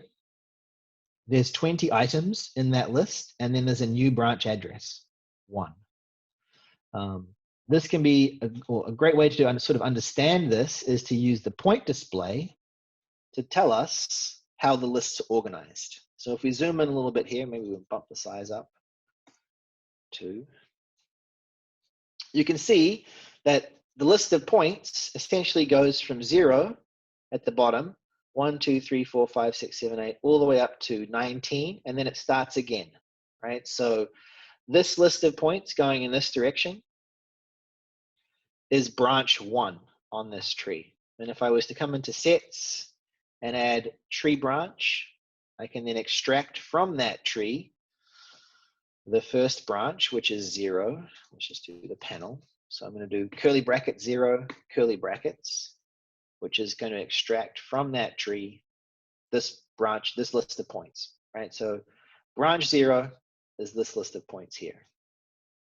Obviously, the last branch, branch 19, would be the list of points that is down the end at this condition. So this is our data tree, a whole list of points mapped together. What we're going to do is we're going to create, or in this script, I create a single point that is sort of separate of our grafted list. This point has a couple of variable inputs, 23, 24, 19. Is just placing the point in space. This allows me to move this point around if I want, up and down, etc. The first step in this script is to create a vector between our attractor point, which is this guy here, and every one of the points in our grid. And I think just for this example, to make it run nice and speedy, I might reduce our number of points here just to keep things snappy. So I'm just going to do a couple of less points. So what I'm doing here is I'm taking a tree, which is branch 0 through branch 10, 11 items per branch. And I want to measure a vector between all of those items and this single point, right? Just to graphically show what's happening here, I could draw a curve. If I draw a curve from this start point to every one of these points, what would we expect to see? Right. So this is the logic we're creating. You can sort of substitute in a vector for the curve here. The vector is between here and here. And what this is giving us is, let's say, an orientation. It's saying this is where the sun is. This is where I'm pointing if I wanted to be attracted to that position. The result is a whole list of vectors, right? And the vectors are a single vector for every point present in the grid. What we're going to do is we're going to use that vector to create a circle from the center, which is here, but we want our circles to point towards the sun, or at least point towards our relevant point. And we're achieving that by having the vector be defined relative to a parametric point. So if I were to move the position of our attractor point, the curves that are being created between each attractor and the call it the sunflower is altering, and then subsequently that's being used to give me a new normal direction for the curve I'm drawing. So it's basically the curves furthest away are going to point as close as they can. The ones that are directly below it are going to be pointing directly up. So there's a relationship between our attractor point and all the points in the field. That gives us the normal direction. And then finally, I'm also making the radius of the circle a function of the length of the vector. So depending on how long the line is from here to there, the size of the circle is going to get a little bigger. So I take the length and divide by 18, and that's giving me a number, which is being used to drive the radius of this circle. So were this number to get, I guess if we divide by a lesser number, we should get bigger circles. But again, they're all still tied or relative to the position of the original point. So moving the point around will adjust the position and direction of the curves. This is where the data tree approach becomes much more powerful because we've got obviously a lot more information here from only a couple of components. Okay, the last couple of portions of the script is basically just to build some geometry from our inputs. We've got our circle that's facing towards the theoretical sun. I'm just going to project that flat onto the ground. So we've now got a flat curve on the ground. I'm then going to move the original circle up in space by some number relative to the size of the vector length. So again, the vector length is being used to control the radius, and it's being used to control the height at which I move things up. All of this is still working with a list of curves, right? So here's our list of curves. We again expect the sort of organization of these to be based on the tree. So if we would go back and look at this, and we'd understand that our first branch 0, 1, 2, 3, 4, 5, 6, 7, 8, 9, 10 is all the circles that are made up in that location.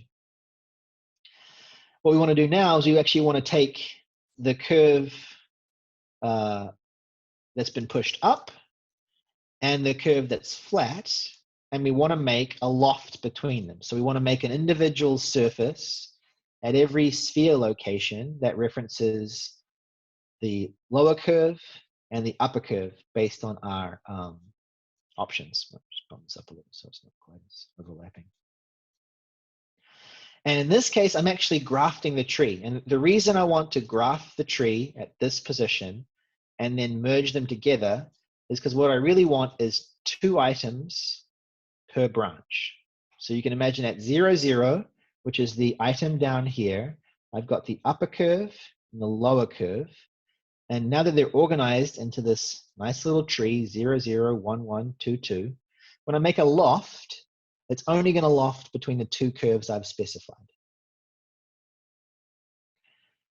Last step here is to simply cap the object, so to put some top and bottom on it, so it's a closed shape. And then I think in this case, we do a little bit more color work. We're extracting the length of the vector in this case. We're going to extract from that the upper and lower bounds of that number, give it a t parameter. And then, so in this case, our color spectrum is all the objects that are close to the, we'll call it the sun, the ball, are going to have lower on this color spectrum, and all the ones that are further away should be higher up. This might probably benefit from a couple more of these.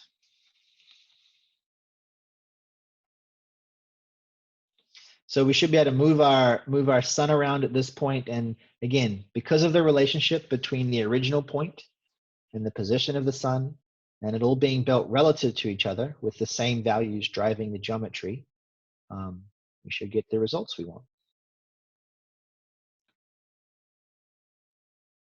Pushing up against the clock here, guys, but I'm just going to show briefly the example I teased earlier with adding more letters to our script, and this is going to be a good example about how you go from a list into a tree structure. Create a measure, I think was our character, right? Our B letter. Okay, so we're back over here. What happens if we wanted to add more letters? At the moment, we've just got a single item up here. Let's come back to Rhino Grasshopper. We'll make a new text object, and we'll do B AECK. We'll just do back for whatever reason. You know, this AEC was my intention here.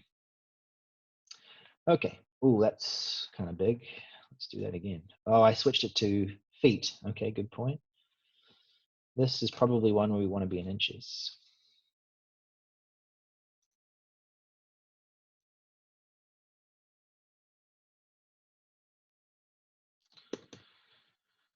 Text object, AEC, Okay. Oh, it's tiny now.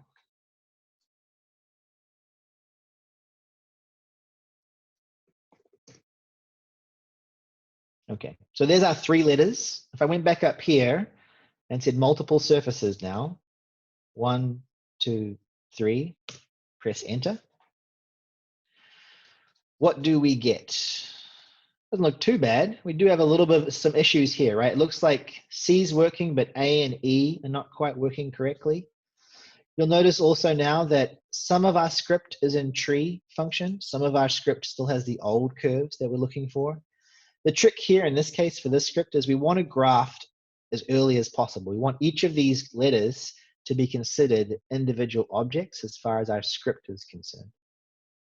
So I'm going to graft here, and you'll see there's an immediate change, right, to the results that we saw. It looks now that we are getting the correct color banding for each individual letter, and it is adding our sorting as we wanted it to. So it can be as simple as that sometimes. If you want to add more letters to it, if you've built your script in a logical fashion, you can simply graft at the very beginning, and then you'll see you've got dash curves for most of these, but it's still giving us the output that we're looking for.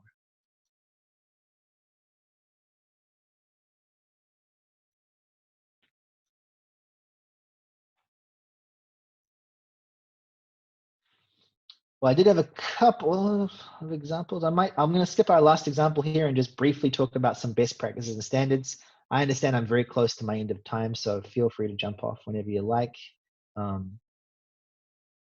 This is mostly just some thoughts about coming from someone who's been on a team working in Grasshopper for a long time. So the first thing I recommend to everybody is keep it clean. No spaghetti definitions. Nobody wants to open that or see it. You don't want to see it yourself, I'm sure. And be very clear about annotating your work. This can come in kind of two methods, right? The grouping that I showed previously is very useful for understanding what parts of a script are doing what things. So, you know, this is the template that we use in Thornton Tomasetti, but you're most welcome to come up with your own set of colors. But I do think that the input, operation, and output are sort of critical features. So an example of this in action is something like this, where we define a point from Rhino, as I said, as an orange object. Inputs are yellow, operations are purple, and then outputs are red. In action, this might look something like this, right? So it's a reasonably clean script. I've added annotations to it, which I'll talk about in a second, as well as adding notes and color wherever it's necessary. Everything in green is things that should be previewed. So actually knowing where to zoom in on a script and actually make changes is very useful as well. Just zooming in a little further, so you can see sliders here, you can see text objects, you can see me sketching badly on the canvas, but there's also the ability to actually import reasonably good line work directly from Rhino into your canvas. So a nice feature of one of the recent versions, I'll just do a quick example of this. So when I'm sketching on the canvas, I can use the sketch object to kind of be like, all right, look over here, right? Finish, but it's not good for drawing straight lines. Obviously, it's a bit tricky to draw a box or whatever well with this tool. However, you can leverage information directly from Rhino. So let's say I draw a rectangle over here, somewhere near the origin. When I sketch a line using the sketch tool and finish it, if I click on this line and right-click, I'm actually able to load from Rhino. So it's kind of a cheeky workaround, but you can then specify any curves or strokes in the Rhino document. And you will get a nice rectangular version of that curve as an importable feature to your script, right? So this is how it's possible to add more sort of graphical diagrams. This was a plan view, and I was trying to describe to the engineer who was working on it what the parameters were doing, basically, through a small diagram. This also actually called out the branch addresses, so it can be useful to understand graphically where the branches, etc., are as part of your script. So highly recommend, where possible, adding annotation. I think we'll skip the cluster creation. We talked about this already, But essentially what I'm aiming for here is that it's reasonably easy to take this cluster and then turn into something that you can add to your toolbar across the top, right? So I'll give out these slides for anyone after who wants to have a look, but it's easy enough to take that and turn it into something that can be shared with anybody, and then can also be sort of, you can make your own tab and have your own, in fact, I even made this here, right? So I took the cluster object I had created and I turned it into something we can use. I might as well just briefly sort and tag. So here's my cluster. If I go File, create User Object, I can then specify a category, which is a tab across the top, give it a name, etc., give it an icon, click OK, and that cluster will then be added to what's called the User Objects folder. So over here under User Objects, there's my GH cluster that I created, and that essentially means that this object is now available for dragging and dropping from my tab across the top. Finally, talking about introducing your firm to Grasshopper, this has been something that we've faced, for a long time at Thornton Tomasetti. We have a lot of mild Grasshopper users, only a few experts. We want to have more experts. I'm just going to throw up here a very brief slide about product management. I think this process about introducing your firm to Grasshopper is primarily a product management process. There's an element of coming up with ideas and then defining a tool to create and then releasing it and getting feedback on it. All of these are important steps, and the first three listed out here, ideation, analyze, and define, these are probably the most critical. You should definitely, when you go back into your firms, do some discovery, find out what is possible to improve upon with Grasshopper, find problems that they have where Grasshopper might solve those issues, and then work to create tools or workflows that address those specifically. So basically find a pain point and solve that pain point. Don't try and come up with an idea on your own. Most of this work is best done in a team, particularly with other people telling you where your scripts are bad or are failing, etc. I'm not sure if anyone's heard of a SWOT analysis here, but these are, again, things you should be doing at the very beginning. If you want to introduce Grasshopper to your firm, you need to understand what the problems are. So SWOT analysis is strengths, opportunities, weaknesses, and threats.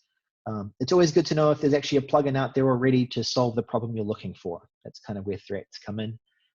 What are the opportunities to the firm based on automating some of this, et cetera, et cetera. The same thing can be said for a quad chart. These are, again, things that you should be thinking about at the beginning of the process so that you are eventually creating something that's useful to everybody. And then the last step, the sort of once you've got a tool working, you always want to test it, test it, test it. You should, release as soon as possible, have people break it, have people then suggest fixes. This process should be done a couple of times at least for anything that you're going to release to the firm. Fully over time, so we might have to skip the plugins for this afternoon. I will just talk briefly. I don't know if anybody attended Rhino Inside this morning, but for anybody here who also works in Revit, recent updates to Rhino Inside basically mean you can build Revit models from directly inside of Rhino these days.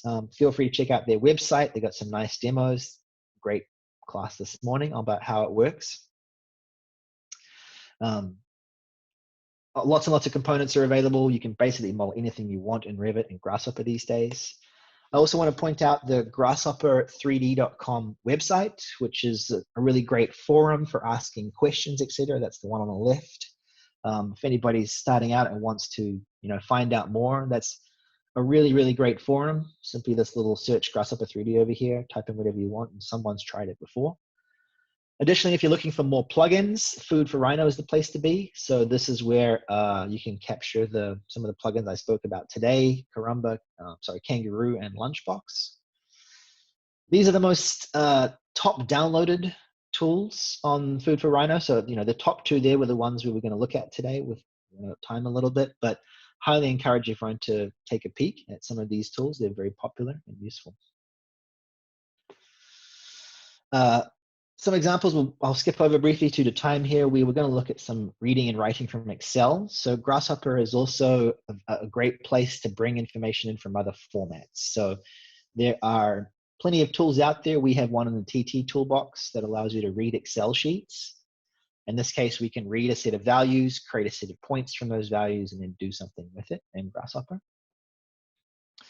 The Lunchbox plugins, you saw briefly the panelization tools that he has, really, really nice for subdividing surfaces. I will say you still get sort of warped panels out of that, but can be quite nice. Also some really nice 3D structural tools there inside the Lunchbox tools. And probably one of the most fun plugins you'll find for Grasshopper is Kangaroo, which is physics simulation. And I think just to close out this afternoon, I will briefly open up that sample file because it's just fun to watch. And it does sort of take Grasshopper in a direction that will be unfamiliar based on all the stuff that we saw today. So in here, I've got one of Daniel's sample files, solid point collide. So Kangaroo is a physics simulation engine, so it's a little bit different in the way it treats Grasshopper components, but essentially what you're doing here is you're building up a set of inputs for a simulation. You're then running a simulation using the Kangaroo components and then visualizing an output from that simulation. So this example allows us to take a mesh and we're going to assign some forces to it. We're going to say, for this mesh, I want the volume of the mesh to stay sort of the same as it was when it started. I'm also going to extract from the mesh all of the edges, and I'm going to give them a spring property. So a spring property is allowed to, it's a spring. It can move a little bit, stretch a little bit if it needs to based on physical conditions. And lastly, I'm going to say, for all the points on this ball, do not allow those points to move inside of either of these rectangles. So I've got two boxes, a sphere in the middle, and a whole set of inputs. And this component here will allow us to run the simulation if I was to turn off some of this stuff and leave the box on at start. And I was to move this box across. Oh, sorry, it's not showing me that box. This one. I do want to see that, sorry. I move this box across. At some point, it's going to hit my ball, and my logic is going to start to play out, right? So the points on this sphere are not allowed to travel inside of the boxes. The edges of the sphere are designed to be springs so that they will bounce back from any deformation that you add to it. And eventually we're starting to get some pretty fun stuff happening just through some very simple components. We don't have any gravity yet on this. We could actually let's just quickly add a little gravity to this. So I'm going to add a loading to all the vertices. And I'm going to add a floor so it doesn't fall through the floor. And we'll add this in, we'll add that in, and we'll reset it. And we'll run, and we broke it. Yeah, I guess adding the floor in is no good. So we'll keep those out, just reset it. So there's plenty more of these examples available online under grasshopper3d.com. Plenty as possible with Kangaroo, but I did want to show that briefly as it's a really fun thing to work in Grasshopper with. Okay, sorry about the overrun there on time. Very long day today. Thank you everybody for joining.